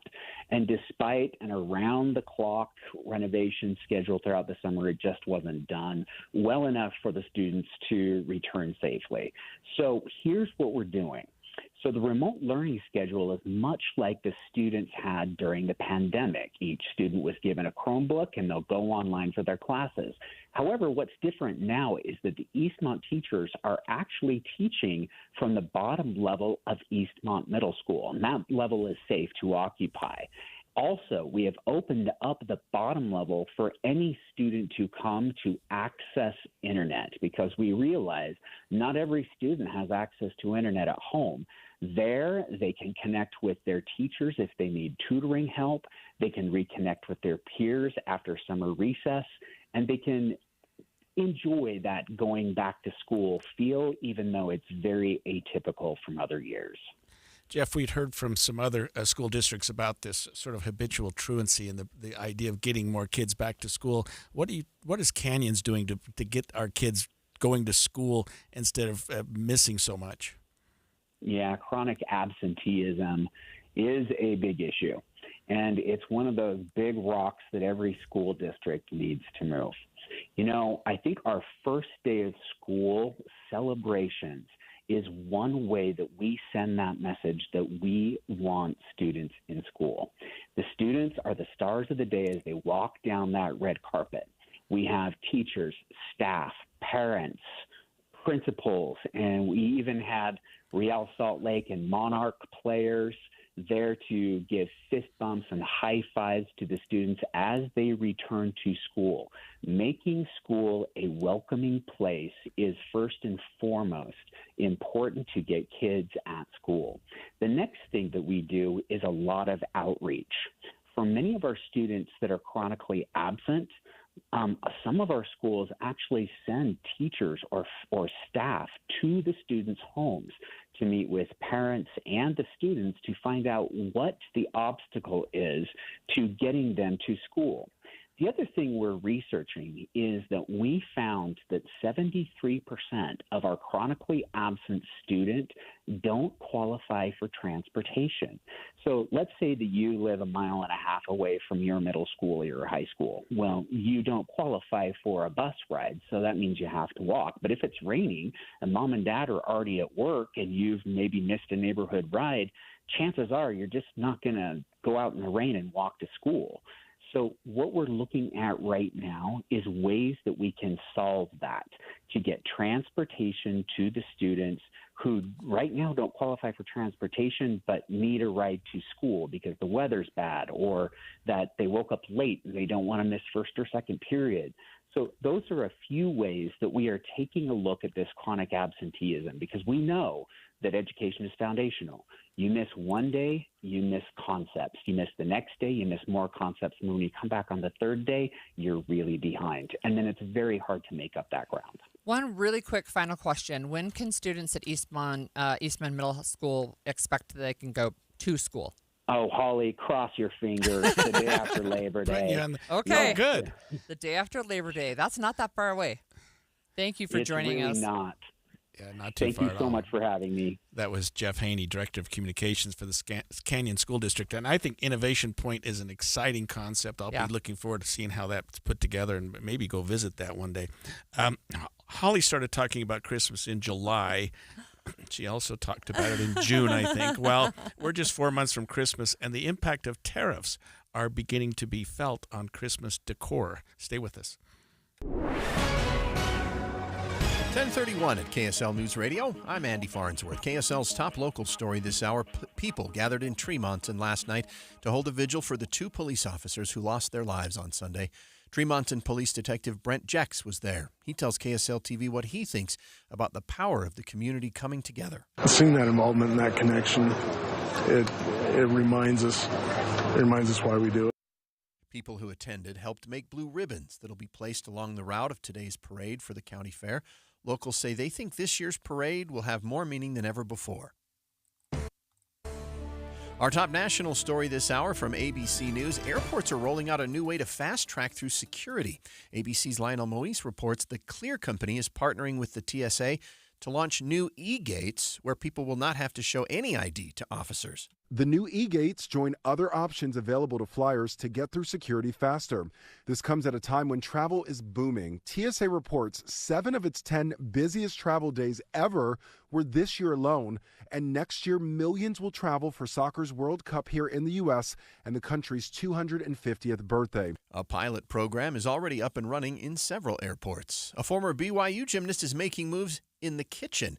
Rebecca Bean Ripley will be on the Food Network's worst cooks in America this season. She tells the Deseret News she knows she isn't a good cook, but she didn't think they were that bad. She says she always thought of food as fuel for practice, not for leisure or enjoyment. Your money at this moment, the Dow in the negative right now, 9 points to 44,912. Coming up, one more 100-degree day, and then maybe we're done for the year. KSL weather's next. KSL News Time, 10:32. Mornings are for recharging. And they're for starting your day right. We volunteer to join you in the car. Get news and weather at 102.7 FM during the most important part of your day. Andy and Amanda, each morning between 5 and 9 on KSL News Radio. This is the story of the one. As a lineman, he does whatever it takes to keep the power on in his community. And he wants a partner like Grainger who does the same. Grainger offers the professional-grade products he needs, from voltage detectors to harnesses to hard hats, plus fast, dependable delivery, so he can rise to every challenge. Call 1-800-GRAINGER, click Grainger.com, or just stop by. Grainger, for the ones who get it done. Tired of hearing scary radio ads about the IRS? Tax Relief Advocates is different. TRA is here to tell you that if you owe money to the IRS, whether it's $5,000 or $500,000, we have a solution. TRA can eliminate or reduce what you owe to the IRS with zero risk to you. We have over 1,000 5-star reviews on Google and an A+ with a BBB. End your tax nightmare today by visiting TRA.com or call 800-583-6681. That's 800-583-6681. What are you doing every day to support your liver? If you enjoy sweets, fast food, alcohol, or take any medications, that's a vital question to ask. Hi, I'm Sherry Torkas, pharmacist and health author. For over 30 years, I've helped people make informed decisions about their health, especially concerning prevention and long-term wellness. Supporting your liver isn't just a wellness trend, it's a daily essential. That's why I recommend Active Liver by New Nordic. It's made with plant-based ingredients like milk thistle, turmeric, and globe artichoke, herbs clinically studied for their protective and restorative effects on the liver. Active Liver blends traditional herbal wisdom with modern scientific research. Not all supplements are created equal. I trust Active Liver because it's backed by science, meets strict quality standards, and delivers true daily liver support. Protect your liver and give it the support that it deserves by making Active Liver from New Nordic part of your daily wellness routine. Find Active Liver in stores at your local CVS, Meijer Grocery, or online at Amazon or NewNordicUSA.com. This Friday, join KSL News Radio and NPS from 10 to 1 as the movie show stops by. Then, browse and uncover what makes NPS so great. With 4 locations, NPS takes a new inventory every day. Then, they check all competitors' retail pricing before marking items down 20 to 70% off. You're invited to visit the movie show this Friday from 10 to 1. And that's the first step to discovering NPS. Visit NPSstore.com to begin your own NPS adventure. NPSstore.com. My teen's going back to school. You know what that means. Money for new clothes, supplies, and taco runs with friends. I want him to manage his money wisely, so I opened a Learn and Earn account from Cyprus Credit Union. He can build budgeting, saving, and spending skills, and get up to $200 for making financial independence a priority. Learn more at cypruscu.com. Cyprus Credit Union, your future is our future. Insured by NCUA. KSL News Time, 10:36. Traffic and weather together, brought to you by Mountain America's MyStyle checking account. Here's Heather Kelly. Well, looks like we have a new crash northbound I-15 right near the top of the on-ramp from 33rd South in South Salt Lake. It is on the shoulder, but traffic is very slow in the area, and it's actually backing up to 53rd South in Murray. And if you are trying to get into Parley's Canyon, eastbound I-80, also extremely slow.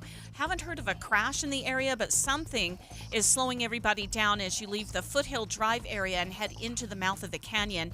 And then an earlier crash southbound 15 in American Fork. That just cleared a few minutes ago. You might still see a few brake lights coming down from Pioneer Crossing toward 5th East. The Good Feet store, supporting you with comfort no matter what the day brings. Find the location nearest you at goodfeet.com. Heather Kelly in the KSL Traffic Center. KSL weather, we're expected to hit the 100-degree mark again today, and that might be the last one for the summer. Then we start to see some changes. Monsoon moisture starts moving in Friday. It could lead to showers that last into next week. It's 88 degrees and fair right now in Salt Lake City. I'm Andy Farnsworth from the KSL Common Spirit Health Studios. Listen online at KSLNewsRadio.com. We're Utah's news, traffic, and weather station. The all-new Inside Sources. Inside Sources. Your inside access to the people and policies shaping Utah's future. Here are Greg Skordas and Holly Richardson on KSL News Radio. You know, Holly, you started talking about Christmas in July, and we're only 4 months away, but our tariffs are already beginning to take a toll on our Christmas decor. And so have a holly jolly Holly, get it? Holly jolly Christmas. I know. This is not the It's first time my you've ever song. heard that. Yes. There you go. So I'm embarrassed because I'm reading the headline to this, and it says, fewer fake furs.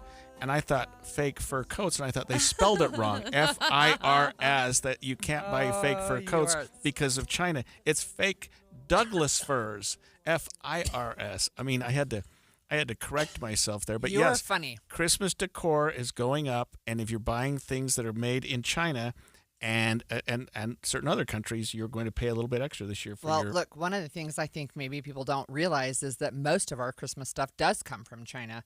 In fact, I think I saw something. I'm looking at a Reuters article. It is not 90%. Only 87% of Christmas decorations came from China last year. So yeah, we know, if you haven't bought them already, you're in trouble. Well, that could be an issue, right? So people are saying, well, do you really shop for Christmas this early? No, I don't shop for Christmas this early. I do love Christmas. And if you go to the stores, they're starting to put stuff out. And I'm telling you, after Labor Day, you'll start to see Christmas trees and stuff all set up. But when you're talking about companies who have to plan ahead, they're planning like 6 months in advance. And so they've already ordered what they need. Oh, good point. Maybe they've already got what they need. But yeah, and they were hit by tariffs, and there's some uncertainty. And so they think there's going to have lower inventory and higher costs. But although some companies are sort of putting in anticipatory price increases because they know that the next shipment's going to cost them more because of the tariffs. Yeah, that's right. And it's one of the things we've talked about off and on. We've talked about Christmas, but we've talked about tariffs too. And this 90-day pause on tariffs from China is just too late for the holiday inventory. Yeah, looking at this stat, China is the biggest exporter of Christmas decorations to the U.S. You just said that, 87%, roughly $4 billion. Yeah. I mean... And they go to all the major retailers. So you think about Amazon, you think about Walmart, you think about Home Depot and Lowe's, where you get Christmas trees. That's where they're shipping, right? And that's where there's a national tree company that it sounds like a tree, but it's fake trees. Fake fur. Fake furs. And fake, yeah, that's right. Fake furs, Douglas firs, and yeah. Anyway, they all come from China. Almost all come from China. Yeah. So, I mean... It's just another extension of everything that's happening with tariffs. We talk about tariffs. I think we talk about tariffs about every other day on this show, and the fact that you have an idea. The administration has a plan to do some things and to make sure that the trade imbalance is brought back into balance, without necessarily considering that the consumers are getting hit. They're going to get hit. There's no question that they're going to get hit. And now we're talking about, of all things, Christmas trees and Christmas decorations and Christmas ornaments that we're going to pay 15% more for this year because of the tariffs. Maybe. Or so more. If you remember, so there is a 90-day pause, right? But if you remember in the spring, it was 145%.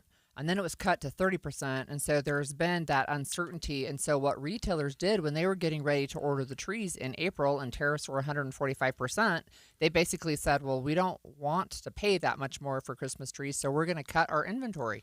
So there will be fewer Christmas trees available for sale this year. Yeah, and this Reuters Reuters article says, has Trump canceled Christmas? I mean, they're making it sound like he's the Grinch. I don't know that was ever the intention or certainly an appropriate description. But when we're talking about buying things as just as innocuous as Christmas decor and considering what we're going to pay, I mean, that doesn't include Christmas gifts, Christmas toys. Well, the other thing that comes, most of our inventory, besides pharmaceuticals, which we don't buy for Christmas, Toys and games come from China. Exactly, yeah. Right? And so the Christmas gifts, if you're thinking about kids, they're coming from China. That's where they're coming from this year.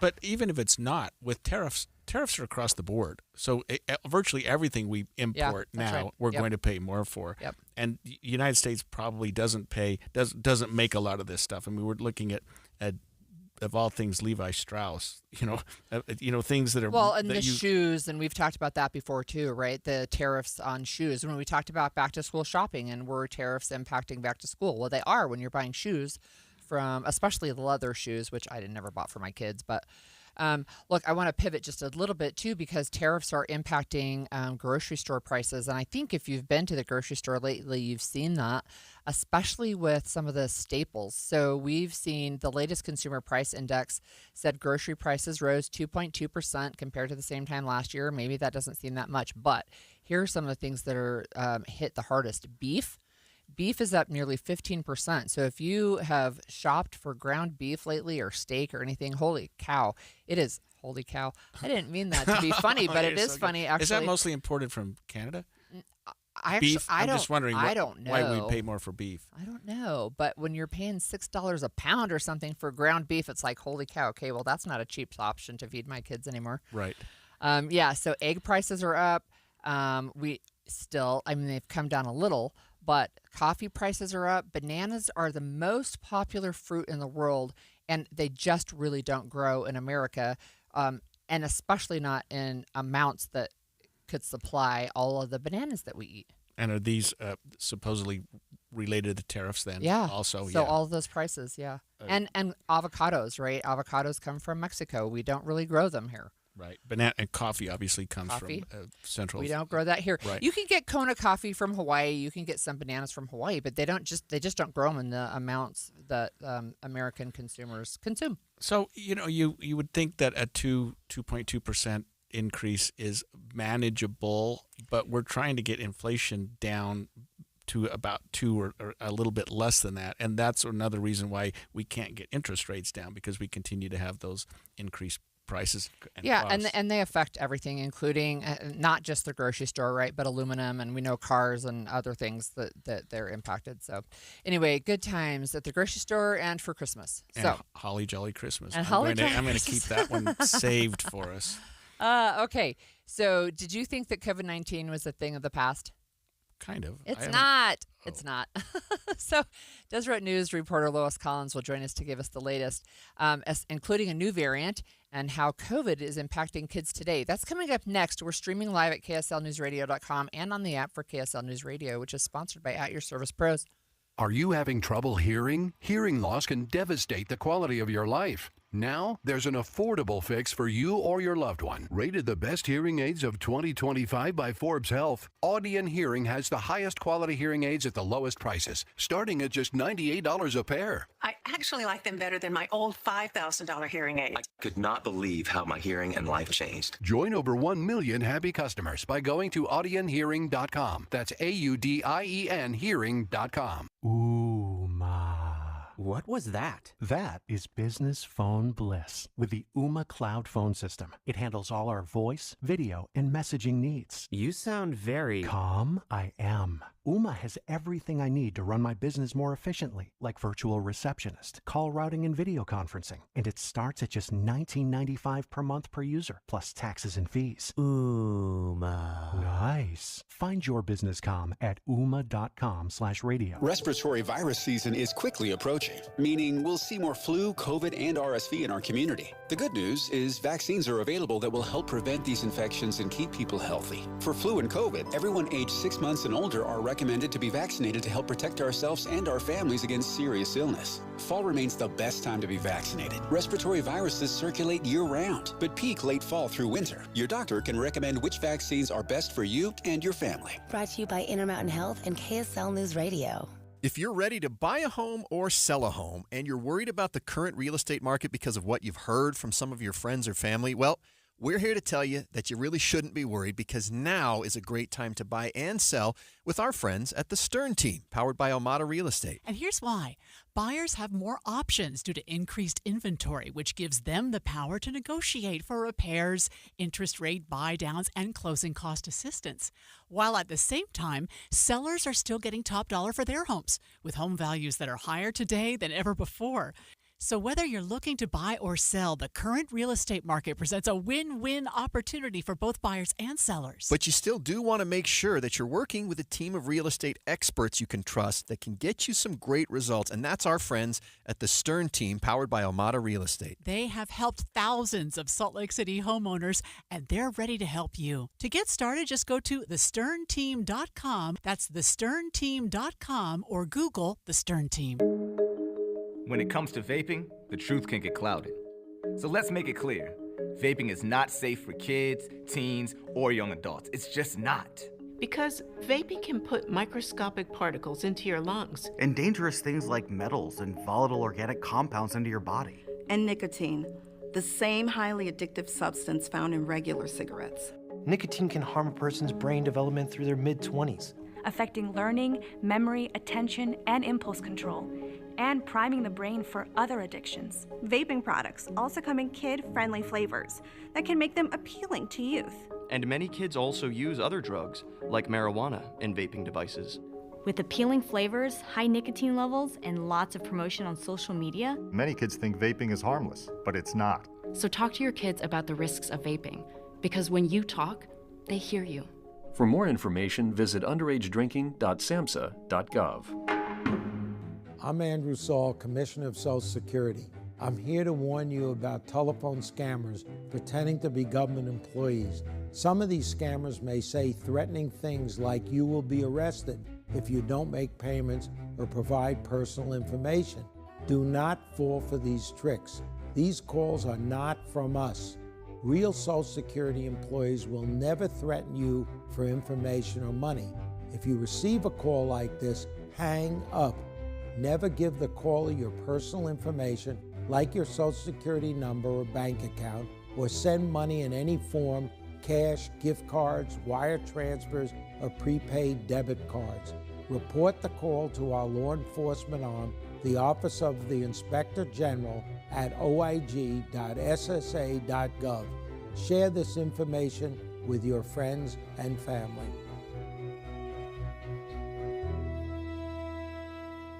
Inside Sources. Inside Sources. You know, one thing we haven't talked about in a little while, and which is good, is COVID and COVID-19. But it's something that we need to address periodically, and I get my booster shot every year. Although, you know how many times I've had COVID? I don't know. Three times. Yeah. And it knocks me out every time. I mean, I don't have any symptoms except just profound fatigue. Isn't and it's it like so weird? Overwhelming. Yeah. It's so weird. So when we got it, my husband and I, when we got it the first time, it was about a year and a half. It was the summer of 2021. We're like, oh my gosh, we couldn't even climb the stairs without having to stop and take a break up to our room. And like, I think I'm going to die now. So when I started the Utah Policy newsletter, I had a section that was the COVID update of the day, because we were having those every single day, and I was putting those in, and then eventually those reports went away. But guess what? COVID didn't go away. It mutates. Right, and we have a new variant. We also have Lois Collins, Deseret News reporter and columnist with us. Lois, thank you for joining us, and tell us, another variant of COVID? Happy to do that. Yeah, there are always going to be other variants of COVID because it changes as it goes. And so this one is called Stratus. It's got another name that I think is XFG. XFG. I got it right. Yeah, I've struggled with that. XFG. I don't know how they name them. They're calling it Stratus, which is easier. It's highly contagious, so it spreads very easily. They don't believe the symptoms are any more serious than the more recent Omicron. So some of the symptoms are less. People have more immunity to it because most people by now have either had COVID or have had a shot or something. Yeah. So, but it is changing, and they always have to watch to see what it's going to look like. And that's why if you do get a COVID shot, you probably want to wait until next month when the new shot comes out that has that variant in it. Oh, good. Although point. they say any shot will actually, they all will offer some protection. So, but that's Stratus. So how do they detect this? They detect it a lot of ways. They get people who get lab tests for it, that kind of thing. But they also do wastewater surveillance, where they literally, in certain cities and communities, they check the water supply for signs of it. So when you go to the bathroom, you are shedding some of the COVID. If you have it, you're shedding some of what's detectable, and they can tell then what's in the community, and then they can check it to see what strain it is. So what is it like in Utah right now? Right now, it's the previous version. It's got a long name like F18.024, whatever. And it was nicknamed Nimbus. I like the guy that nicknames him. He helps me a lot. It's nicknamed Nimbus, and it's quite similar to Stratus. Okay. and it's circulating. But right now, Stratus is overtaking it. So nationally, about 43% of cases are Stratus. And did you say, Lois, that Stratus is highly contagious, but not any more, problematic? It's not any more vicious, but Right. it depends. Different people have such a different experience. People can get very, very sick with COVID, and there are people who barely feel it and feel like it's no big deal. And there are even cases that they believe are asymptomatic. So your experience and your previous experience don't say anything about what it's going to be like if you get it again. So what are the most common symptoms with this one? You can get gastric problems. When my daughter and I had COVID over Christmas, I might add, a couple of years ago, we spent Christmas in bed. She had respiratory, I had gastric. That's still the case, that it affects different people differently. Coughing, headache, fatigue is a big one. What about sore throat? You just feel really awful. And Stratus is probably best known for what they say is like a glassy throat. It makes you feel like you've got little shards of glass in your throat. That sounds terrible. It's absolutely miserable from the sore throat perspective. Wow. Okay, I want to actually ask you a question about long COVID and kids, because you wrote an article about that as well. So first of all, explain long COVID and then how it's impacting kids right now. So a lot of times people, they figure between 1 in 10 and 1 in 20 people who get COVID get over it. They test negative for it, and then about within 3 months, they start getting these weird symptoms that are directly related to their exposure to COVID. It's called long COVID, and it can last. Some people have it for over a year. Eventually, it seems to go away with most people, but I talk to people for the story that have had it for 2 or 3 years, where they have these lingering effects, and it can be everything from POTS, which is where you stand up or you sit up suddenly and you're dizzy and your heart beats too fast and you pass out, which is not a good thing, to severe exhaustion, nausea, all sorts of symptoms. It's like, some people have described it as like the original COVID on steroids. And often you get a mild case of COVID, but you get a terrible case of long COVID. Yeah. It also includes people who lose taste and smell long term. Some people that I've talked to have never gotten it back. We don't know if they ever will. It's hard to say. And it's estimated that about the same number of kids get long COVID as adults get long COVID. And if that is accurate, the range is all over the place. Yeah. But if that's accurate, it's up to 5.8 million kids have had long COVID. And some of them are still struggling with it. Some doctors don't recognize it. They have trouble getting notes. They get in trouble with their schools because they just can't get it together to go to school. They're miserable. Or they don't do well in school. And you get people I talked to kids and families who were like very athletic and active and healthy and did all these things, and they can barely function. So it's a real thing. You often think, Lois, about kids as having more sort of natural immunity to COVID. I don't know. For some reason, I always think that they're not going to get hit as hard. But you're saying with long COVID, it happens in about the same numbers with children as it does with adults? But it's the kids who got the COVID, too. So Right. maybe fewer of them would get COVID to begin with. But of those who do get COVID, it's believed that about the same number. And this is from the American Academy of Pediatrics and the National Institutes of Health. So I don't know we can get better data than that. But that's the estimate, is that about between a fifth and a tenth of them will get long COVID. And think about that, Holly. Yeah. Just having kids like you do and still having young people in the house, a child having COVID for, what do you say, years, 9 months, a year? Yeah, Sometimes, Lois? and it's not exactly COVID. They call it long COVID, but it's some of those symptoms. And you can have, like, I talked to one family that has 4 kids that have this, and it ebbs and wanes, so they'll be pretty good, and then they'll have a flare-up. Wow. And you can't figure out what the flare-up will be. And one of them is super nauseated all the time, and one of them can barely get out of bed and has more flare-ups, and it's just very different for each of them. Yeah. I actually have an adult son who has long COVID, and it has been a 3-year journey. It's very, very difficult, right? It's been devastating. So we've talked about kids with real struggles, and this could potentially impact them, going into not only high school but into college, et cetera. It can be devastating. I know it can be devastating. But talk to us about vaccination recommendations, because there's a little bit of a back and forth going on right now. I will do that. I want to say one thing about the fact that it Please. can be devastating for school. I have talked to a lot of kids who dropped out of school or went to homeschooling because that's the only way they could make it work. And they wake up, and if they feel pretty good, they do their schoolwork, and if they don't, then they have to put it off for a while. Yeah. So as far as the vaccine recommendations, RFK Jr., our Secretary of Health and Human Services, and the CDC have changed the recommendations. They do not believe that healthy kids or pregnant women need to get a COVID vaccine. The American Academy of Pediatrics says that it's totally wrong. It's protective. You need to get the vaccine for your kids. They say that everybody agrees that nobody under 6 months gets the vaccine, but that's why pregnant women get the vaccine, is so they will pass on some of their immunity. If you don't get the vaccine, they say you are subjecting your kids to an illness that's potentially preventable, or at least the symptoms would be less. You have the risk of long COVID, and kids have died from COVID. So it's a real controversy right now. The CDC did not totally go with the recommendation that said you can't get the shot, you shouldn't get the shot. They said that parents and doctors should discuss it and make a decision, which is a step back from what Secretary Kennedy has asked for.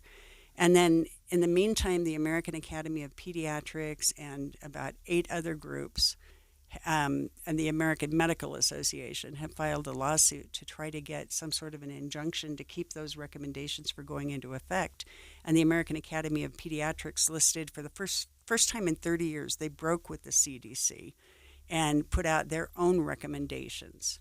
And one of the worries about this is if it's not recommended by the CDC, then will people be able to get it? Will they be able to afford it, or will only people who are wealthy be able to afford it? So it's a real kind of a pot boiling. And it's really right now. unusual, isn't it, for them to really disagree with the CDC? They have not broken with them in 30 years. This is the first time that they've said, yeah, these are our recommendations. They are not in lockstep. To the point they're actually filing a lawsuit. Yeah. Wow. Yeah. Thanks, Lois. That was Lois Collins, Deseret News reporter and columnist. When we come back, Interim Day is underway at Utah's Capitol Hill. Holly will break it down for us, and we're watching surrounding discussions about changing how the Chief Justice of the Utah Supreme Court is named. That's after the break. You can stream us on the KSL News Radio app, sponsored by @YourServicePros. Salt Lake City. From the KSL Common Spirit Health Studios, this is KSL News Radio. Utah's news, traffic, and weather station. 11 o'clock at KSL News Radio. I'm Claire Scott. KSL's top story this hour. And it is breaking news. The Church of Jesus Christ of Latter-day Saints mission president that was shot during an attempted robbery at his home over the weekend has been released from the hospital. President R. Tyler Wallace is serving in the Mexico City West mission with his wife, Sister Elizabeth Wallace. The church says President and Sister Wallace will continue to serve as mission leaders in that area. Our top national story this hour from ABC News. After a rough couple years of sales, Target CEO is stepping down. When Target CEO Brian Cornell was hired in 2014, he quickly moved to turn the company around. But in a more competitive retail landscape since the pandemic, Target has been struggling. Boycotts against the company for its scaling back of DEI initiatives and the removal of merchandise geared to LGBTQ consumers didn't help.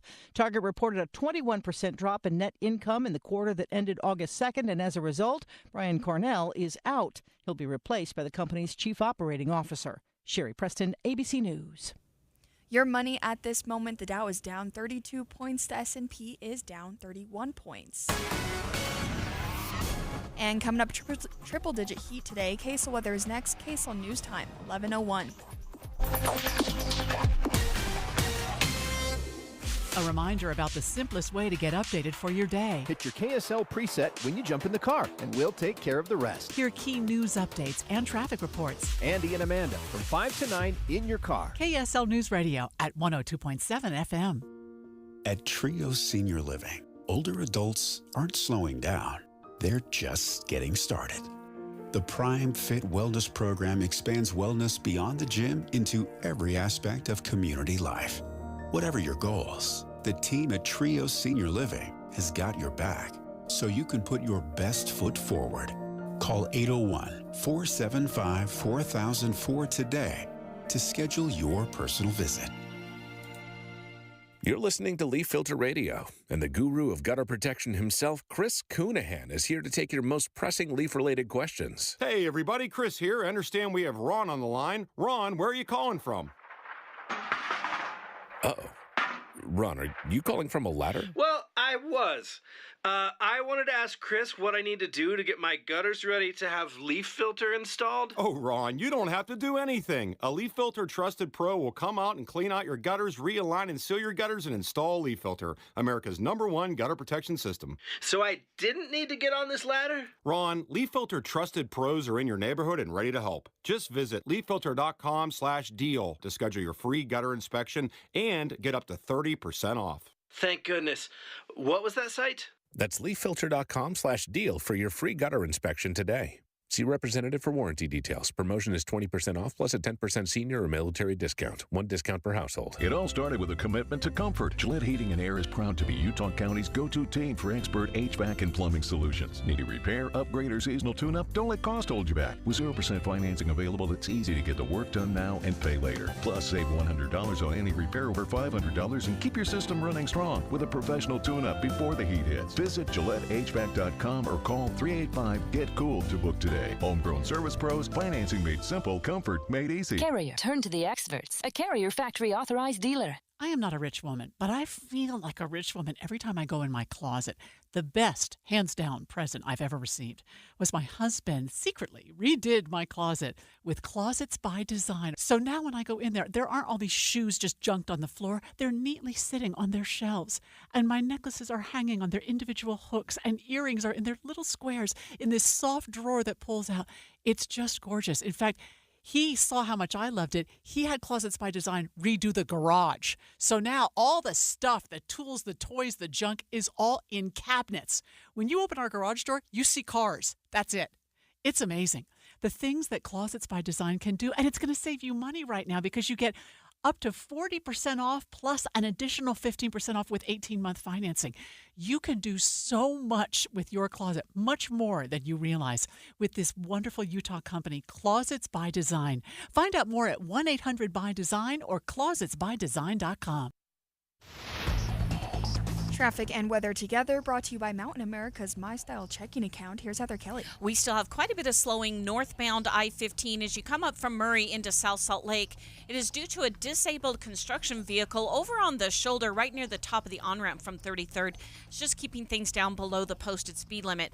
But the big crawl is eastbound I-80 through Parley's Canyon. It's going to start right around Mountain Air Canyon Road and go past the East Canyon heading up toward the summit of Parley. This is due to an oversized vehicle being moved through the canyon right now, and all the traffic is just barely creeping along behind it. So just be prepared for extra time to get to Park City if you're coming from the Salt Lake Valley right now. Heather Kelly in the KSL Traffic Center. We'll see a high of 100 today. Tomorrow, that's down to a high 96. After that, we'll see thunderstorms and even some rainfall all the way heading into next week. Right now, it is 90 and sunny. I'm Claire Scott from the KSL Common Spirit House Studios. Listen online at KSLNewsRadio.com. We're Utah's news, traffic, and weather station. The all-new Inside Sources. Inside Sources. Your inside access to the people and policies shaping Utah's future. Here are Greg Skordas and Holly Richardson on KSL News Radio. Holly, I remember at the end of the last legislative session, there were several bills dealing with the judiciary, and part of those were perhaps in response to some concerns that the legislature had with the judiciary, the way that they were handling citizens' initiatives and whatnot. And there was some concern, and there was a little bit of tension back and forth. I thought that we had alleviated that and that maybe it had gone by the wayside. One was actually a bill that the legislature did pass, I think, dealing with how the Supreme Court Chief Justice would be chosen. Picked. Yep. Yeah, and that would give that authority. Because right now the Supreme Court chooses it from amongst themselves. They have 5 justices. They decide who will be their chief justice at any given period of time. The bill would have allowed that the governor make that appointment, and the governor vetoed that. Yeah. But it's back. So, yes. So that there was a slew of bills that address the judiciary, and in fact, they were highly controversial, several of them. And there were something like 900 attorneys who signed on to a letter saying, don't pass these bills. Chief Justice Durant actually went and held meetings with legislators saying, basically you are, I'm putting words in his mouth, but you're overstepping your bounds. Right. And there were justices that said this is clearly retaliatory by the Utah legislature. So some and let's bills, face it, it probably was. Yes. Retaliatory. I think so. But some of these bills, as you mentioned, a couple of didn't move forward. But this one bill about the Chief Justice, it did move forward. The governor vetoed, but when he vetoed it in March, one of the things that he said is that it would mean that you would have to go through the process of selecting, appointing, and then the Senate has to confirm. So the governor would appoint, and then the Senate would have to confirm his or her choice. If it were a female governor in the future, I am hopeful.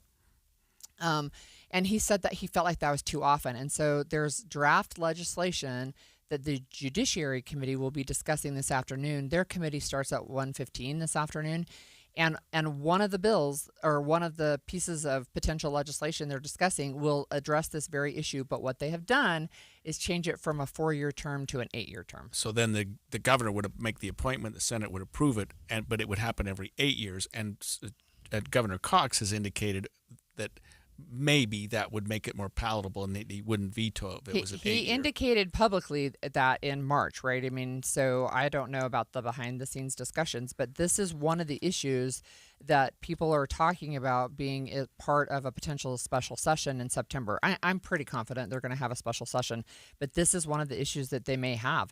And, at the time, justices on the Supreme Court, they were basically saying there is no reason for the governor and the Senate, I'm reading a quote, to be meddling in how we pick the Chief Justice.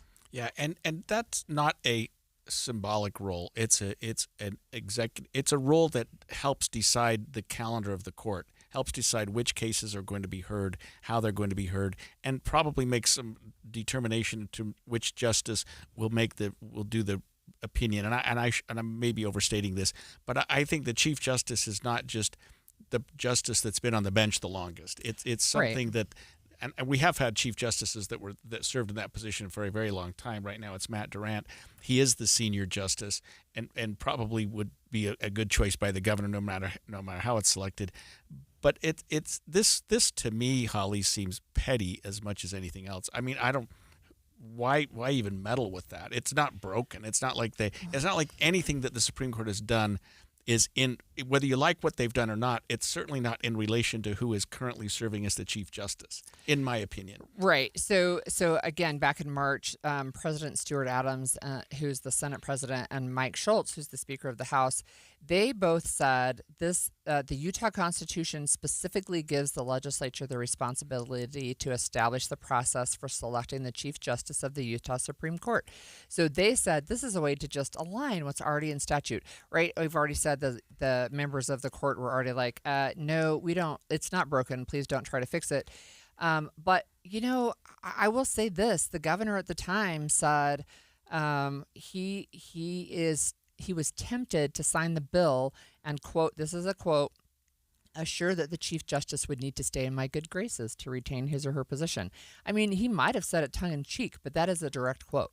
Yeah, I don't, I guess I've already said it's not a symbolic position. It does have some authority. But I guess pushing back on my own argument, I don't know that it makes a huge difference who the Chief Justice is. And I know that the Supreme Court justices are not going to be happy with that. But I mean, it's one of 5 voices. Right. And so I don't know. This seems like something that isn't even worth having discussion about. Let the Supreme Court decide who's going to do it. On the other hand, I don't even know that it makes a big difference in what their opinions are going to be.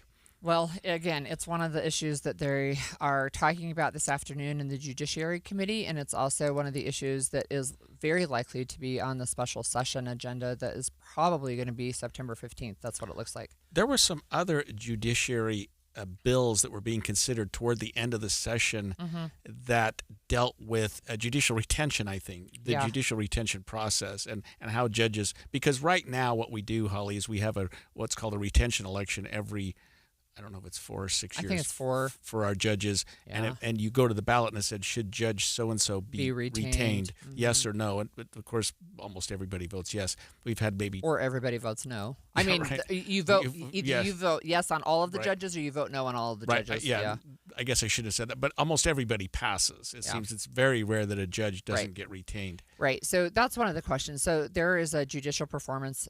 It's JPEC, Judicial Performance Evaluation Commission, I think is the full name. Yep. And they go through and they evaluate. The problem is they always recommend retention. And one of the things that the JPEC has said is that they if there's issues with the judge, they almost always just retire, right? They just don't put their name forward then for retention, and then it looks like you have 100% all of the time. So one of the things the legislature proposed last year that was killed at the end of the session, 3 things. So one of them would have increased the number of Utah Supreme Court justices.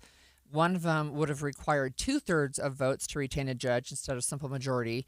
And one of them would have created a legislative commission to recommend judicial retention. And that is one where they would have literally put the legislature's recommendation on the voter information pamphlet, saying whether they thought a specific judge should be retained or not. And that was the one that got the very most pushback, saying you are trying to weigh in on a separate branch of government. Stay in your lane. And we're not just talking about the Supreme Court now. We're talking about judges in All general. judges. All judges from the District Court of Appeals and the Supreme Court.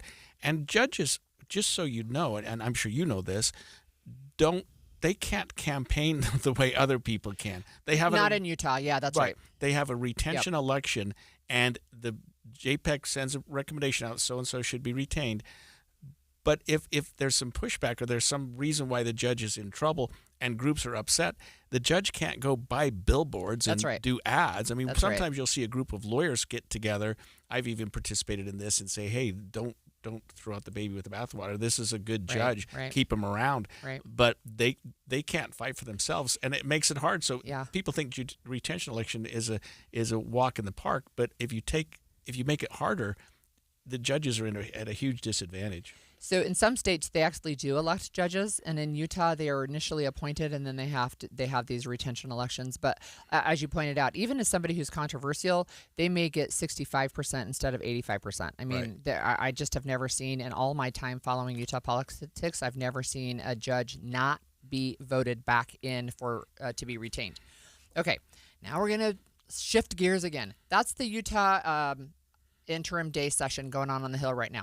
So the Board of Pardons actually denied Ralph Menzies' request for a commutation of his death penalty sentence. The state is now preparing for his execution in just over 2 weeks. We're going to talk about what that means next on KSLNewsRadio.com, where we're streaming live, and on the app for KSL News Radio, sponsored by At Your Service Pros. Some things never change.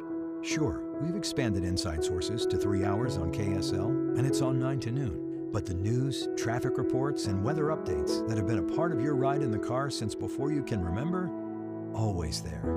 And that will never change. Find us in your car at 102.7 FM. If you need new windows and you live in Utah, there's only one choice. There are other window companies, but they're more expensive, and their windows aren't made in Utah for Utah's ever-changing climate. Advanced Window Products has been building state-of-the-art windows right here in Salt Lake for 39 years. And since they're the factory, they cut out the middleman, and you save 30, even 40% on new windows. Plus, right now, as they book for fall, Advanced Windows will give you $2,500 off on 10 windows or more. They build the windows, install the windows, and guarantee them for life. And since they're right here in Utah, if you have a problem years from now, just call them. They'll come over. Advanced Windows offers 0% financing, buy now, pay later. They're affordable. Get your new windows and get the energy savings before we get to winter. $2,500 off. Call them, 801-850-9100. That's 801-850-9100, or go to advancedwindows.com. It's time to get a new Bernina machine at Dave's Bernina in St. George and Provo. Incredible August savings on the Bernina 770 Cape and 700 embroidery closeout machines. And you've got to see the exciting all-new Bernina entry-level and pro lineup machines with limited special introductory pricing. Save hundreds to thousands of dollars $50 on select Bernina sewing, quilting, and embroidery machines and get special free bundles of accessories. These free gift packages include items such as embroidery kits, Presser feed set, machine and travel cases, embroidery software coupons, books, ruler kits, and lots of accessories. 0% interest for 18 months on certain models. See store for details. Come in now for bargains on trade-ins, classroom, and demo machines that come with warranties. Dave's Bernina, 691 East St. George Boulevard and 2017 North 550 West in Provo. Come see the Bernina 990, the most amazing revolutionary sewing machine in the world. And it's on sale. Getting help with plumbing repairs is easier than you think. All you have to do is call Any Hour Services or schedule an appointment at anyhourservices.com. No one helps more homeowners than Any Hour Services. Matthew. Huh? Oh, sorry. It's okay. I just need you to listen to me. I know that a lot of times, Mom, it might not seem like I'm listening to you, but I am. I hear you. And what you say really does matter to me. I mean, let's be honest. No kid likes rules, but I get why we have them. I hear you, and I know it's because you care. All the talks we've had over the years, including what you've told me about not using alcohol and other drugs, they stick with me. And believe it or not, they really do make a difference, especially at times that matter most. Hey, want a drink? No thanks, I'm good. So thank you, Dad, for talking and preparing me for what's ahead. Thanks, Mom, for never giving up and always being my biggest fan. Thank you for letting me know what you expect, so I can try to meet your expectations. Thank you for talking. For more information about talking with your kids about underage use of alcohol and other drugs, visit underagedrinking.samhsa.gov. Mom and Dad used to argue about everything, especially about Dad's drinking. It drove me crazy.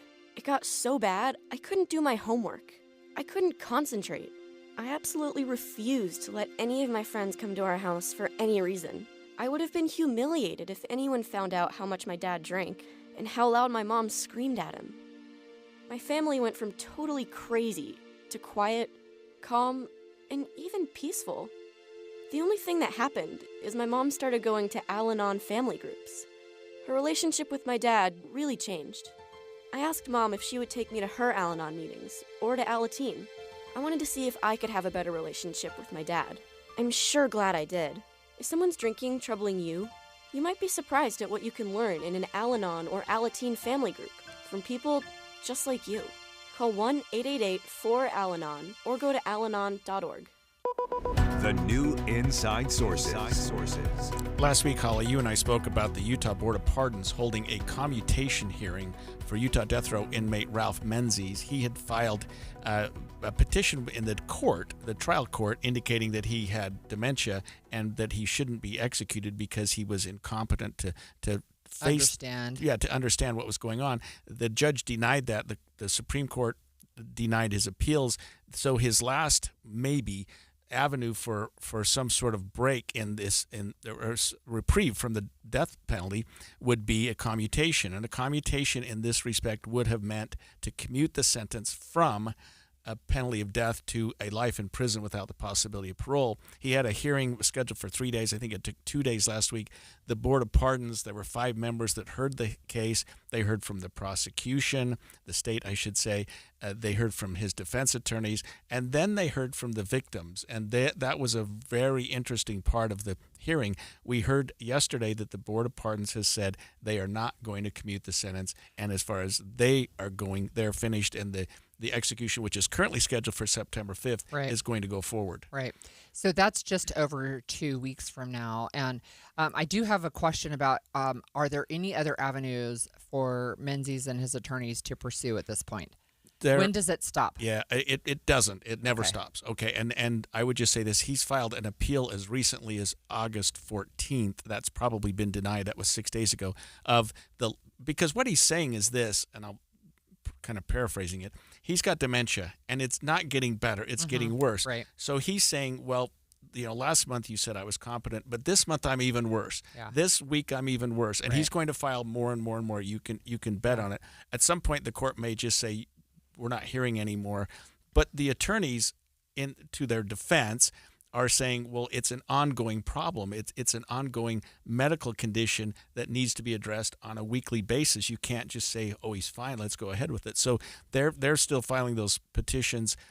it's looking more and more like this is probably going to proceed on the 5th. Can you just remind our listeners how long he has been in prison and what he did? Yeah, this was the death of Maureen Hunsaker. We heard from her family members. It was almost exactly 40 years ago. I think it was in 86, so 39 years ago. He's been on death row virtually that entire time. He was convicted of her murder, and it's been through a number of appeals. Now, 40 years isn't necessarily... Well, it is a long time, but in terms of Utah death penalty cases, it's not off the charts. But he's been on death row for a long time, and for that homicide, the homicide involved other aggravating factors, including a robbery and whatnot. So it wasn't just was more than a murder. It was an aggravated murder. He's fought the case on every level you could think of, including the prosecutor, the defense attorneys, the judge. He's gone after virtually everybody. He's never, to my knowledge, admitted the conduct. He's never said, "I'm sorry." And I think the victim's family would like to hear that. He hasn't admitted this, that he even committed the crime. So yeah, he's been on death row for 40 years. It's a serious crime, and moving forward, I was doing some research while we were preparing on the number of people that have had the death penalty imposed on them here in Utah, and it's not a number you might think. I mean, it's a relatively small number. In fact, he would be the 9th person in Utah. So let me just back up a little bit. In 1972, the United States Supreme Court, in the case of Furman versus Georgia, said the death penalty is cruel and unusual. And so they basically outlawed it. So then they reinstated it in Gregg versus Georgia in 1976 and said, well, it's not that cruel and unusual. So I'm going back to modern history. Okay. So since this Not the Wild Wild West. Right. Since the Supreme Court of the United States has said it's now lawful in 1976, Utah has had exactly 8 executions. In fact, we had the first execution in the country after the Supreme Court reinstated the death penalty. That was the Gary Gilmore case. Yeah, right. And Utah has also 2 methods of execution. One is lethal injection, one is firing squad. You might be surprised because a lot of people say, well, they're always lethal injection. Out of the 8 that we've had, 3 were by firing squad and 5 were by lethal injection. Not the kind of numbers you might expect. Right.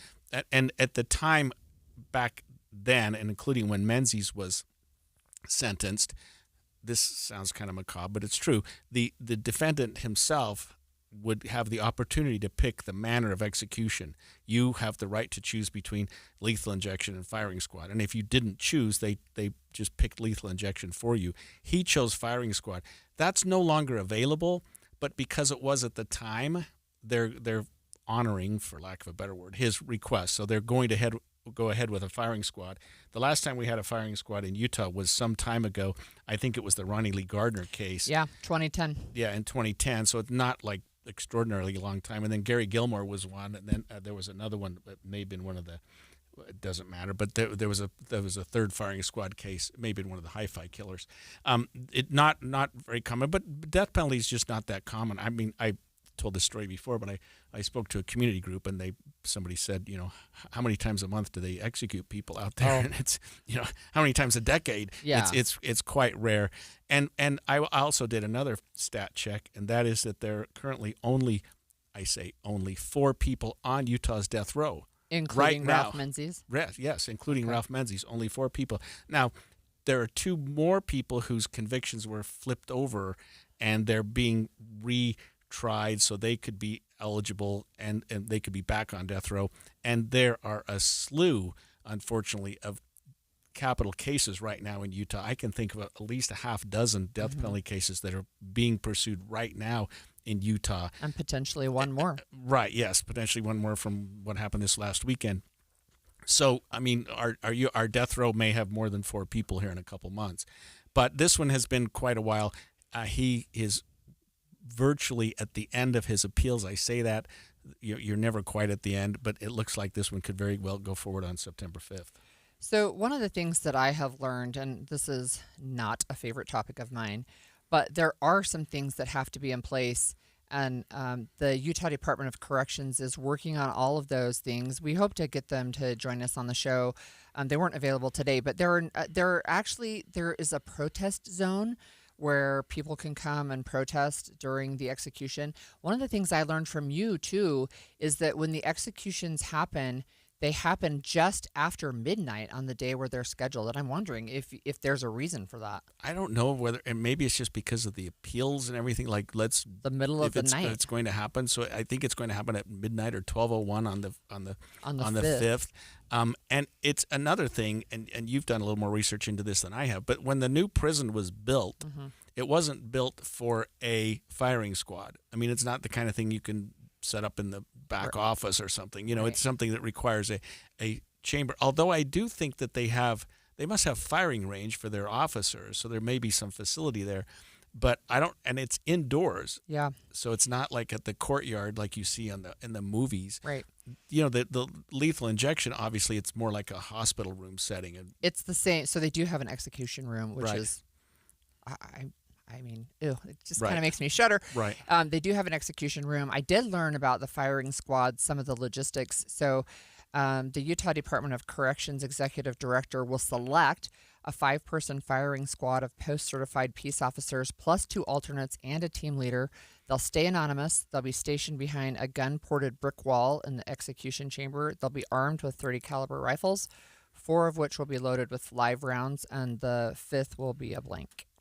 Yeah, and the obvious reasons for that, so that you never know if you're the person that That's caused right. the death. That's right. And so we're talking about an execution chamber that is 24 feet by 38 feet. It has curtains on the windows. It has bulletproof windows so that nothing ricochets and hurts witnesses. And it is an area where people can go and watch. And I think that the victim's family is always invited to that. There are certain members of the press that could go. I would assume that his attorneys would have the right to go, and maybe even the prosecuting attorney that handled the case at the time. There is a list, but you're right. Yep. So, I mean, I've never attended an execution. I've never wanted to, probably never will. But it's got to be a tough thing to watch, but they fill the house. I mean, people have the right to go, and they exercise that right. We will have press there for this. And we're assuming it's going to go ahead and take place on September 5th at just after midnight. And so when we talk on our show on September 5th, it will have already occurred. Right, that morning, yes. Wow, that's a rough one. We don't deal with those very often, and we haven't in Utah's history very often. President Trump has ordered a review of American history museums. He wants to see changes that portray America in a better light, and some are calling that censorship. We'll get to more of that after the break. Stay with us on KSL News Radio. You can stream us on the KSL News Radio app, sponsored by At Your Service Pros. It's 11:30 at KSL News Radio. I'm Verl Johansson. KSL's top local story this hour is breaking news. We're hearing for the first time from the Box Elder County deputy that was injured the night 2 Tremont and Garland officers were killed. In a post on Facebook, Deputy Mike Allred says his heart is broken for the loss of his 2 brothers. He says he's upset and sad and confused, but that he and his canine will be fine. Our top national story this hour from ABC News. Russia and Ukraine have been trading attacks with one another today. More than 90 drones were launched into Ukraine, and Russia says they intercepted more than 40 from Ukraine. But there's been no clear timeline for when any kind of meeting will take place between the country's leaders. Ukraine is still pressing for the idea of a truce with Russia while the negotiations play out. And in terms of leverage, Zelensky making the point that, yes, things are difficult on the front lines, but the situation on the battlefield is not as bad as Putin would like to believe. And he's making also the point that, the Russian economy shows signs that it is also in trouble. And that gets you back to this central question. If this doesn't all work out, will President Trump bring back the threat of much harsher sanctions on Russia? That's ABC's Tom Sophie Burridge. Your money at this moment, the Dow is down 35 points, the S&P 500 down 28, the NASDAQ down 199 points. And coming up, another triple-digit day today, but a chance of rain this weekend. KSL News Time, 11:31. The sources where we get our news matters. When you listen to Utah's Morning News, we want you to feel the stories are important to you and trustworthy. This is Amanda Dixon. And I'm Andy Farnsworth. Join us weekday mornings on KSL News Radio. Everyone needs a checking account, so get the one with built-in benefits to complement your unique lifestyle. Mountain America's My Style Checking has perks no one can pass up. You'll enjoy sizzling restaurant deals, peace of mind mobile phone protection, timely telehealth access, built-in identity protection, and clutch loan rate discounts. Make My Style your lifestyle at Mountain America Credit Union. Visit macu.com/mystyle. Insured by NCUA. Membership required based on eligibility. Some benefits require no cost registration or activation. Terms, conditions, and exclusions apply. There's a spark in every child. A spark of energy, of curiosity, of possibility. But too many Native American children face poverty and life in survival mode, putting the childhoods they deserve out of reach. They need a safe and supportive place to grow. A place like St. Joseph's Indian School. You don't have to worry about where your next meal's coming from. You don't have to worry about somebody coming in and hurting you. Here you can just be a kid that plays basketball, or a kid that plays on the playground, or a kid that does art, and they can really work on themselves and be who they're meant to be. For almost 100 years, St. Joseph's Indian School has served a greater purpose beyond the classroom, caring for children in mind, body, heart, and spirit, turning the spark in every child into a lifelong flame and a brighter future. You help light a spark in a kid, and it feels so good. You just want to light a spark in every kid. Light a spark today at stjo.org. Did you hear? A recent stash of $10 gold Liberty coins from the 1800s has been found. These gorgeous gold coins are as bright and shiny as the day they were struck in the late 1800s. And less than 200 of these gold coins are available. Coin experts are calling this gold find an incredible opportunity. Call 1-800-917-4635 and you are guaranteed a $10 gold Liberty coin minted by the U.S. Mint in the 1800s. But with extremely limited availability, you must call now. These gold Liberty coins from the 1800s are still in uncirculated condition. That is history you can hold in your hand. To learn more, call 1-800-917-4635.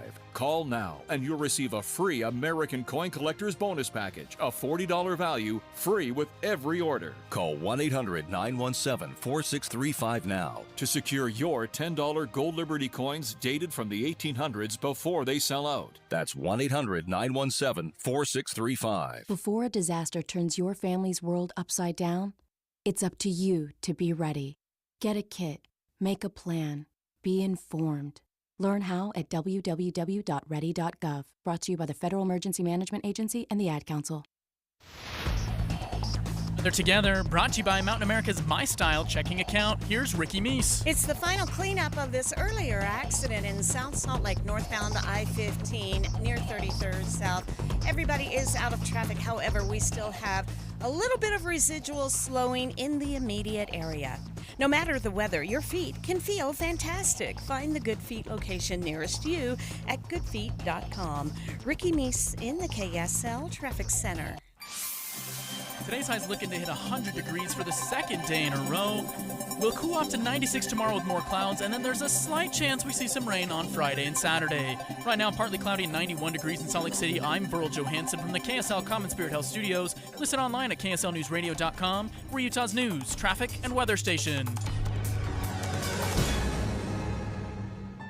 The all-new Inside Sources. Inside Sources. Your inside access to the people and policies shaping Utah's future. Here are Greg Skordas and Holly Richardson on KSL News Radio. President Trump has now ordered a review of American history museums, saying he wants to see changes that portray America in a better light. Some are calling this censorship, Holly. Look, I have to tell you, he's specifically targeting the Smithsonian, which is actually a series of museums.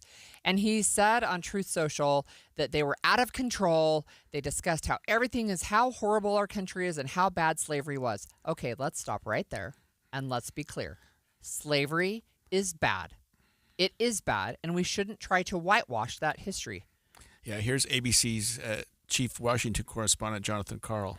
Specifically, Trump cited the Smithsonian museums, saying they are, quote, out of control, where everything discussed is how horrible our country is, how bad slavery was, and how unaccomplished the downtrodden have been.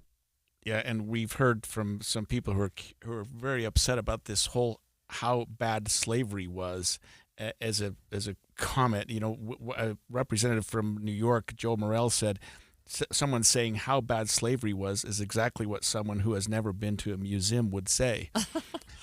I mean, this is not funny. This is really, really something that we need to be honest about in our country's history.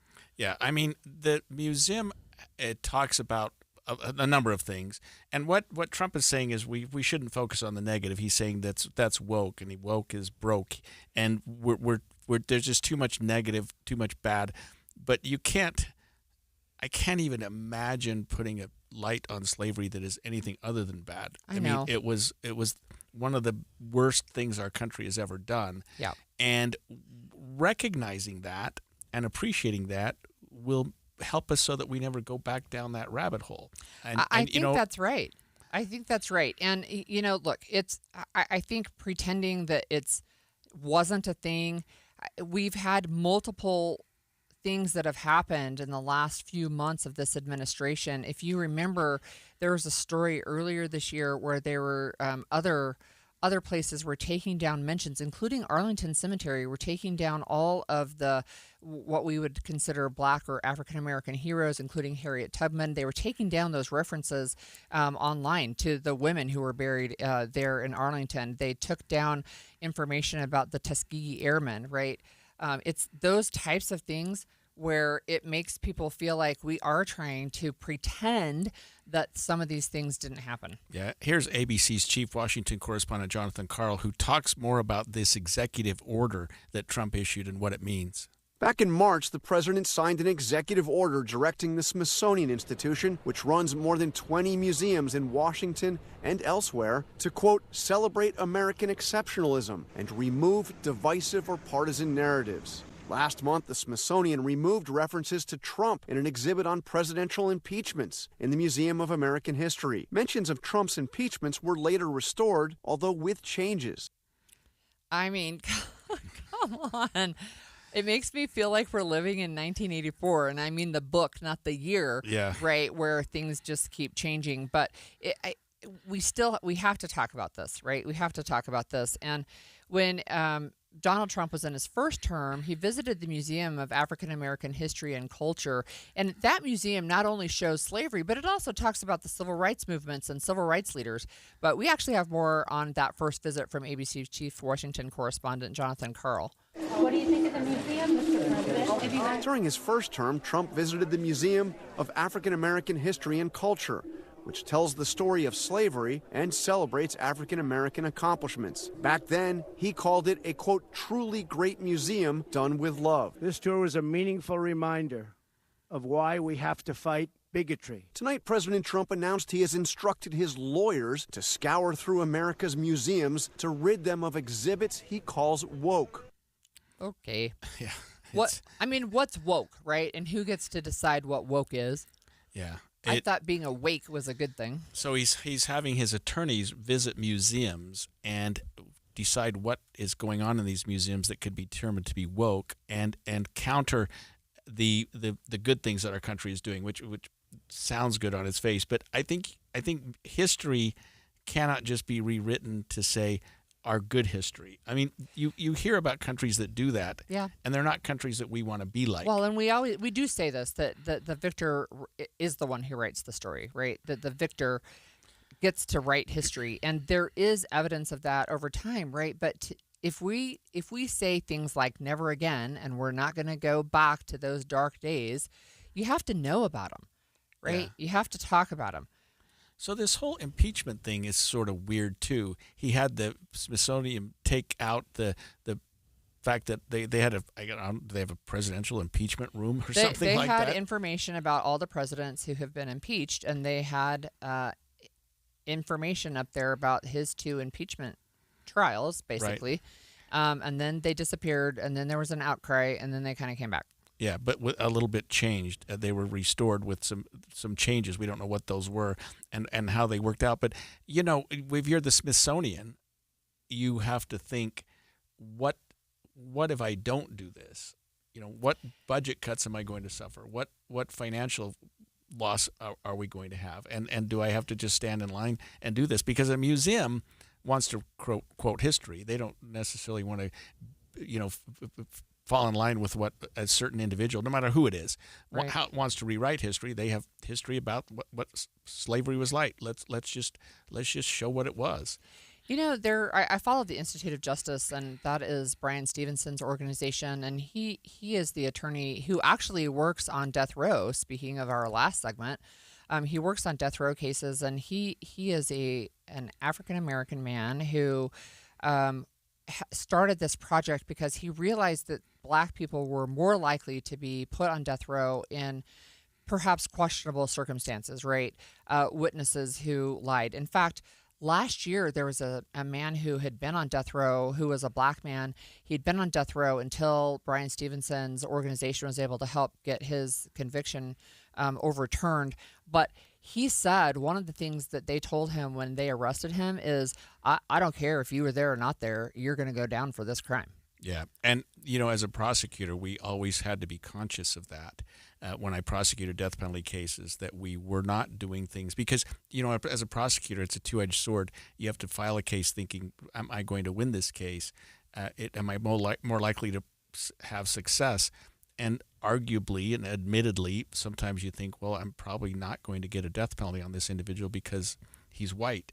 If the situation was different, I'd be more likely to get the death penalty. You can't make a decision based on that, but it's almost disturbing. Almost the definition of the decision. Yeah, that's right. And look, we said, can a president do this? And the Organization of American Historians, they have a statement that said no president has the legitimate authority to impose such a review, the review of the Smithsonian's exhibits, and saying, well, you got to show America in a more positive light. Yeah, well, it's an executive order. Those have historically, at least in the last 6 months of history, been based on some level of national emergency or something like that. And so maybe he's going to say we've got some emergency in our country right now that we're and that's a terrible, because it's not. I mean, I don't know how you could even stretch that. All I'm saying is he's saying he's trying to get America prepared for the 250th anniversary, our birthday coming up next summer, right? And so that was part of this sanitizing that is supposed to go on to show America in a better light when the world comes to see us celebrate our 250th year. This is one of those hills that I don't know we need to die on. I don't even know why we're doing this. It seems like something that there's so much more that we could be doing and that Trump could be doing to rewrite, or not rewrite, but to make American history look good. Let's move forward and let's make tomorrow's history look better than today's. I have to add this. So in Utah, we have Better Days 2020. It's an organization. It's now Better Days Utah. It's an organization about the women who helped change Utah history, including Seraph Young, who was the first woman in the United States to vote in an election under a suffrage law. And it was Utah who allowed her to do that. That history was being buried until a specific organization, Better Days, said, we're going to promote these stories. That's what I think is happening. It's happened on a national level. We have buried a lot of these stories of people who were really influential, but they either weren't white men or they weren't, the right religion or whatever it was, right? And we need to move away from that. We can tell lots of stories of success, especially if we focus on people who don't look like us. They're out there, and we need to tell those stories. When we come back, we're going to talk about cheap fast food. Stay with us. This is the story of the one. As a safety manager at a manufacturing plant, he does everything he can to keep his coworkers safe. From finding ways to reduce risks to keeping safety supplies in stock. And for that, he relies on Grainger. Grainger offers a broad range of quality products and next-day delivery, so he can always play it safe. Call 1-800-GRAINGER, click Grainger.com, or just stop by. Grainger, for the ones who get it done.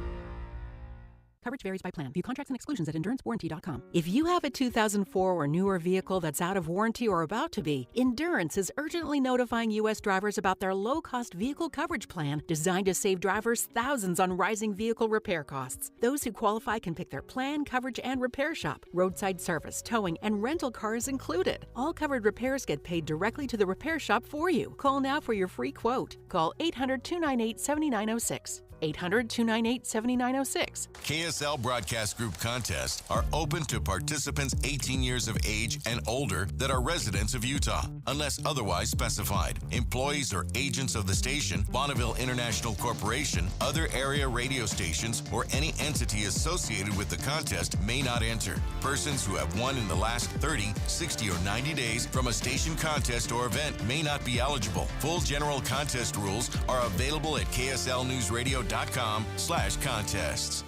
I used to get overwhelmed at the grocery store. One minute I'm reading a label that says healthy, Next thing I know, it's packed with sugar and stuff I can't pronounce. That's when Soda stepped in. When I started the program, I didn't just get a food plan, I got a lifeline. I lost 82 pounds in 16 weeks. But more than that, I learned how to eat smart, shop smart, stay on track even when life gets messy. I could text my Soda nutritionist from aisle 5 and get instant help. That's support you don't get from a label. This isn't about being perfect, it's about being prepared. And with Soda, I finally felt in control of my health and my habit. Go to sodaweightloss.com. sodaweightloss.com. SOTA. It stands for State of the Art. Click the Request Nutritionist callback. Get to it. You can do it. You know how I know you can do it? Because I did it. sodaweightloss.com. sodaweightloss.com. Soda is, say it with me, state of the art. This is Derek Miller speaking on business. Founded in 1997, Western Governors University is a leading nonprofit that makes high-quality, affordable education more accessible. With a student-first approach and smart technology, WGU helps people gain the skills they need to move forward in their careers. President Scott Pulsifer joins us with more. Nearly 415,000 Utah residents have some college credit but no degree. Many others face relentless barriers to accessing and completing a life-changing degree or credential. This untapped talent is exactly who Western Governors University was founded to serve. By creating accessible, equitable pathways, WGU enables human progress so more individuals experience economic mobility. Our competency-based, skills-driven model ensures education is a pathway to opportunity, traversable by all, while providing employers with the skilled workers they need. As the future of work evolves, Western Governors University collaborates with employers to keep offerings aligned with workforce demands, adapting programs across healthcare, education, business, and IT. Western Governors University delivers affordable, high-value degrees, certifications, and apprenticeships that lead to careers. Every student is paired with a dedicated faculty mentor who supports their complete WGU journey. When we connect talent to opportunity at scale, we advance progress for individuals, families, employers, and society across Utah and the nation. Western Governors University continues to help shape a stronger, more inclusive future for Utah's workforce. To learn more, visit wgu.edu. I'm Derek Miller with the Salt Lake Chamber, speaking on business. We all want our kids to grow up safe and healthy, so we show them how. With honest conversations that let them know what we expect. That's especially important when it comes to alcohol and other drugs. And when it comes to pain medications, opioids, they need to know that they should never be shared with friends or family. For more information about talking with your kids about underage use of alcohol and other drugs, visit underagedrinking.samhsa.gov. Inside Sources. So just before we dive into our fast food meals, we had a text from one of our listeners who asked, what does woke even mean, right? And there's no real official definition except that it was used originally by the African American community to talk about people who were awake to particular social and political injustices, but it has become basically a derogatory term for people on the right to talk about people on the left, even though there are legitimate reasons to be awake and aware of what is going on in the country. And some people will embrace it as a badge of honor, and some people mean it as an insult. And it's just, I think personally, and this is why it's confusing partially, is it's meant to be insulting with anything you don't agree with. If you don't agree with me, then it's woke, right? You have woke ideology. There's no official definition for that, but it's now used as a political insult. Now, yeah, I get it. Yep. Let's talk about McDonald's. Which is neither woke nor... Well, they've been accused of being woke as well at other times. Anyway, so restaurants they're starting to struggle with some of the price increases and inflation, and they're doing things to bring you into their doors. McDonald's is no exception. So if you remember that music from McDonald's, the Wall Street Journal says McDonald's is going to be offering 8 discount combo meals, but they're extra value meals, not just value meals. Yeah, and they'll be about 15% cheaper than their other meals and should cost between $5 and $8. I don't know whether they're smaller or what, but they're going to be a little bit cheaper. Yeah, so you can get breakfast combos for $5. You can get Big Mac and McNugget combos for $8, and they're about $2 cheaper than what they are right now. Is there a problem? I mean, this is from a Wall Street Journal article that maybe the public is thinking that fast food is supposed to be inexpensive food, and it's getting too expensive to go there? Well, and just overall restaurant traffic is down almost 2%, but fast food traffic is down almost 3%. Big Mac combo meals price increased 27% between 2019 and 2024. So people are like, the price of my Happy Meal or my Big Mac meal is going up. Understood. Happy Meals for sure went up. Right. And what's interesting to me is the McDonald's as a corporation is going to help support franchisees who might lose money on these extra value meals. So trying to get people in the door. I guess Pizza Hut's in the game too. Well, Pizza Hut has not had a great year. They've had, I think, 7 quarters in a row where they have lost money. So they're trying to make a comeback, or at least to win back customers by doing $5 personal pan pizzas. So do you remember personal pan pizzas? You can just go in, it's this cute little pan, right? I don't. You could, when I was in school, if you could read enough, you could get a coupon. Like there were reading contests, you could get a coupon, you could go into Pizza Hut, and you could get your own personal pan pizza. It was a very good incentive. Actually, it sounds yummy. $5? That sounds like a bargain. $5. It's only limited times, but for a limited time, I don't know how long. But they've had 7 consecutive quarters of sales decline. That is not a good sign for a business. A limited time usually means until they turn their finances around. Or they have to declare bankruptcy. I don't know. Yes, right. Right. So, okay, we're going to go to fun facts of the day. And we actually have a really fun one for today because it is National Radio Day today.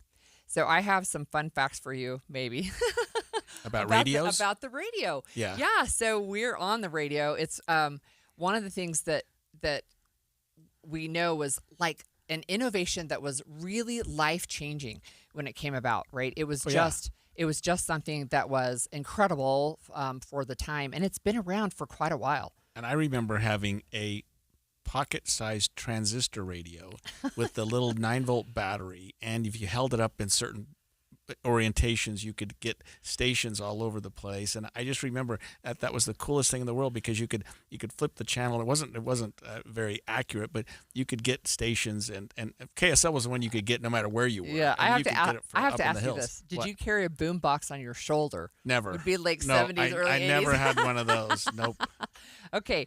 All right. So I have to give you some of the timeline. So Nikola Tesla actually came up with an early design for a radio long before Marconi got his hands on the technology. So 1892, Tesla actually had a prototype. In March of 1993, we started to have the first fireside chats, and that was 93? 1933. Okay. 1933. Okay. You said 93. 1933. Yeah, 33. Yeah. Okay. Excuse my verbal typo. So President Roosevelt started holding radio fireside chats, and that helped the nation through the Great Depression and World War II. And remember, like I've seen, if you watch like Beaver, like Leave It to Beaver, they'd all sit around the radio and listen to these fireside chats. So this is one that I knew of, and I still find it somewhat amusing. Actually, in October, so it was October 31st, so it was Halloween. It was 1938, and Orson Welles went on the radio. Do you remember what he did? War of the Worlds? Yes. Yes. So he starts reading excerpts from the War of the Worlds, which is the planets being attacked by aliens. And people who started tuning in did not realize this was a fictional account that he was reading, and they thought that we were under attack. That the world was being attacked by aliens. Aliens, yeah. You know, those had to be really fun days, Holly, where because your imagination, no, just the radio in general. Right. I remember watching people, and I've even done this myself a little bit. When you're listening to a baseball game or a football game on the radio, it's funner in some respects because your mind tells you what's going on, and I like that. Yeah, so there I have to give you some additional facts, and this is great for our listeners. Thank you so much for listening, by the way. 71% of people who listen to the radio do it in their car. Yeah, right? No surprise. 67% listen to the radio every day, and nearly 50%, so it's 48%, sing along with the radio in the car while they're driving. Right, and my radio is on 24/7. When my car's on, my radio's on. Yeah. And it's just, in fact, my phone calls interrupt the radio, but otherwise I'm listening to something all the time. Okay. It's also National Bacon Lovers Day, and I know there's a lot of people out there who love bacon, so you can eat your bacon and listen to the radio today. I thought every day is Bacon Lovers Day. I mean, bacon is like the universal food that everyone loves. It's not the healthiest thing in the world. Not the healthiest. Yeah. But amazing. Yeah. So it's happy birthday today to Mike Maurer. So Mike Maurer is all over the state. He's been to every single town, tiny little city in every county. He's the senior advisor to Governor Cox for community outreach. And I feel like everybody in politics knows Mike Maurer.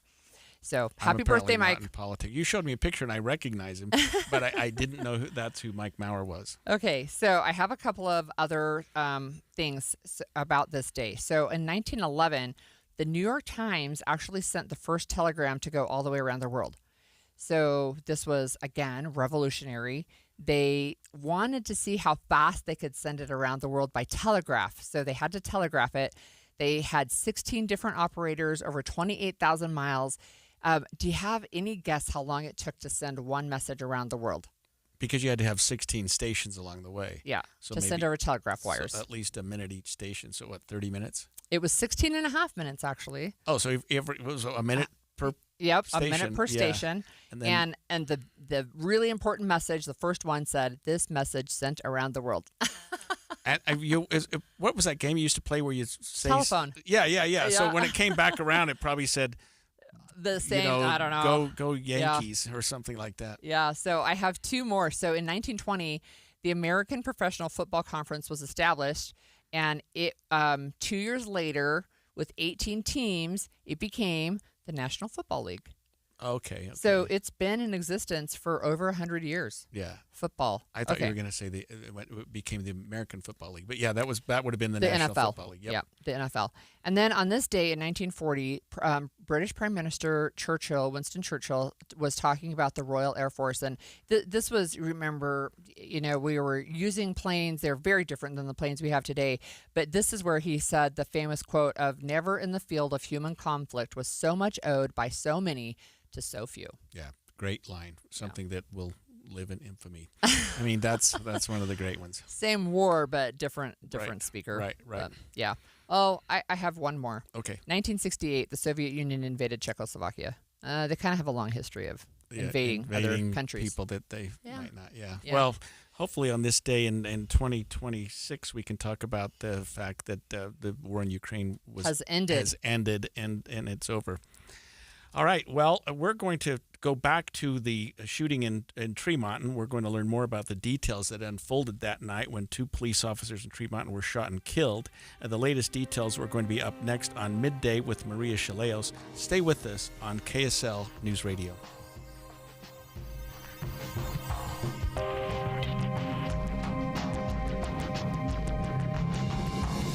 KSL FM Midvale. KSL Salt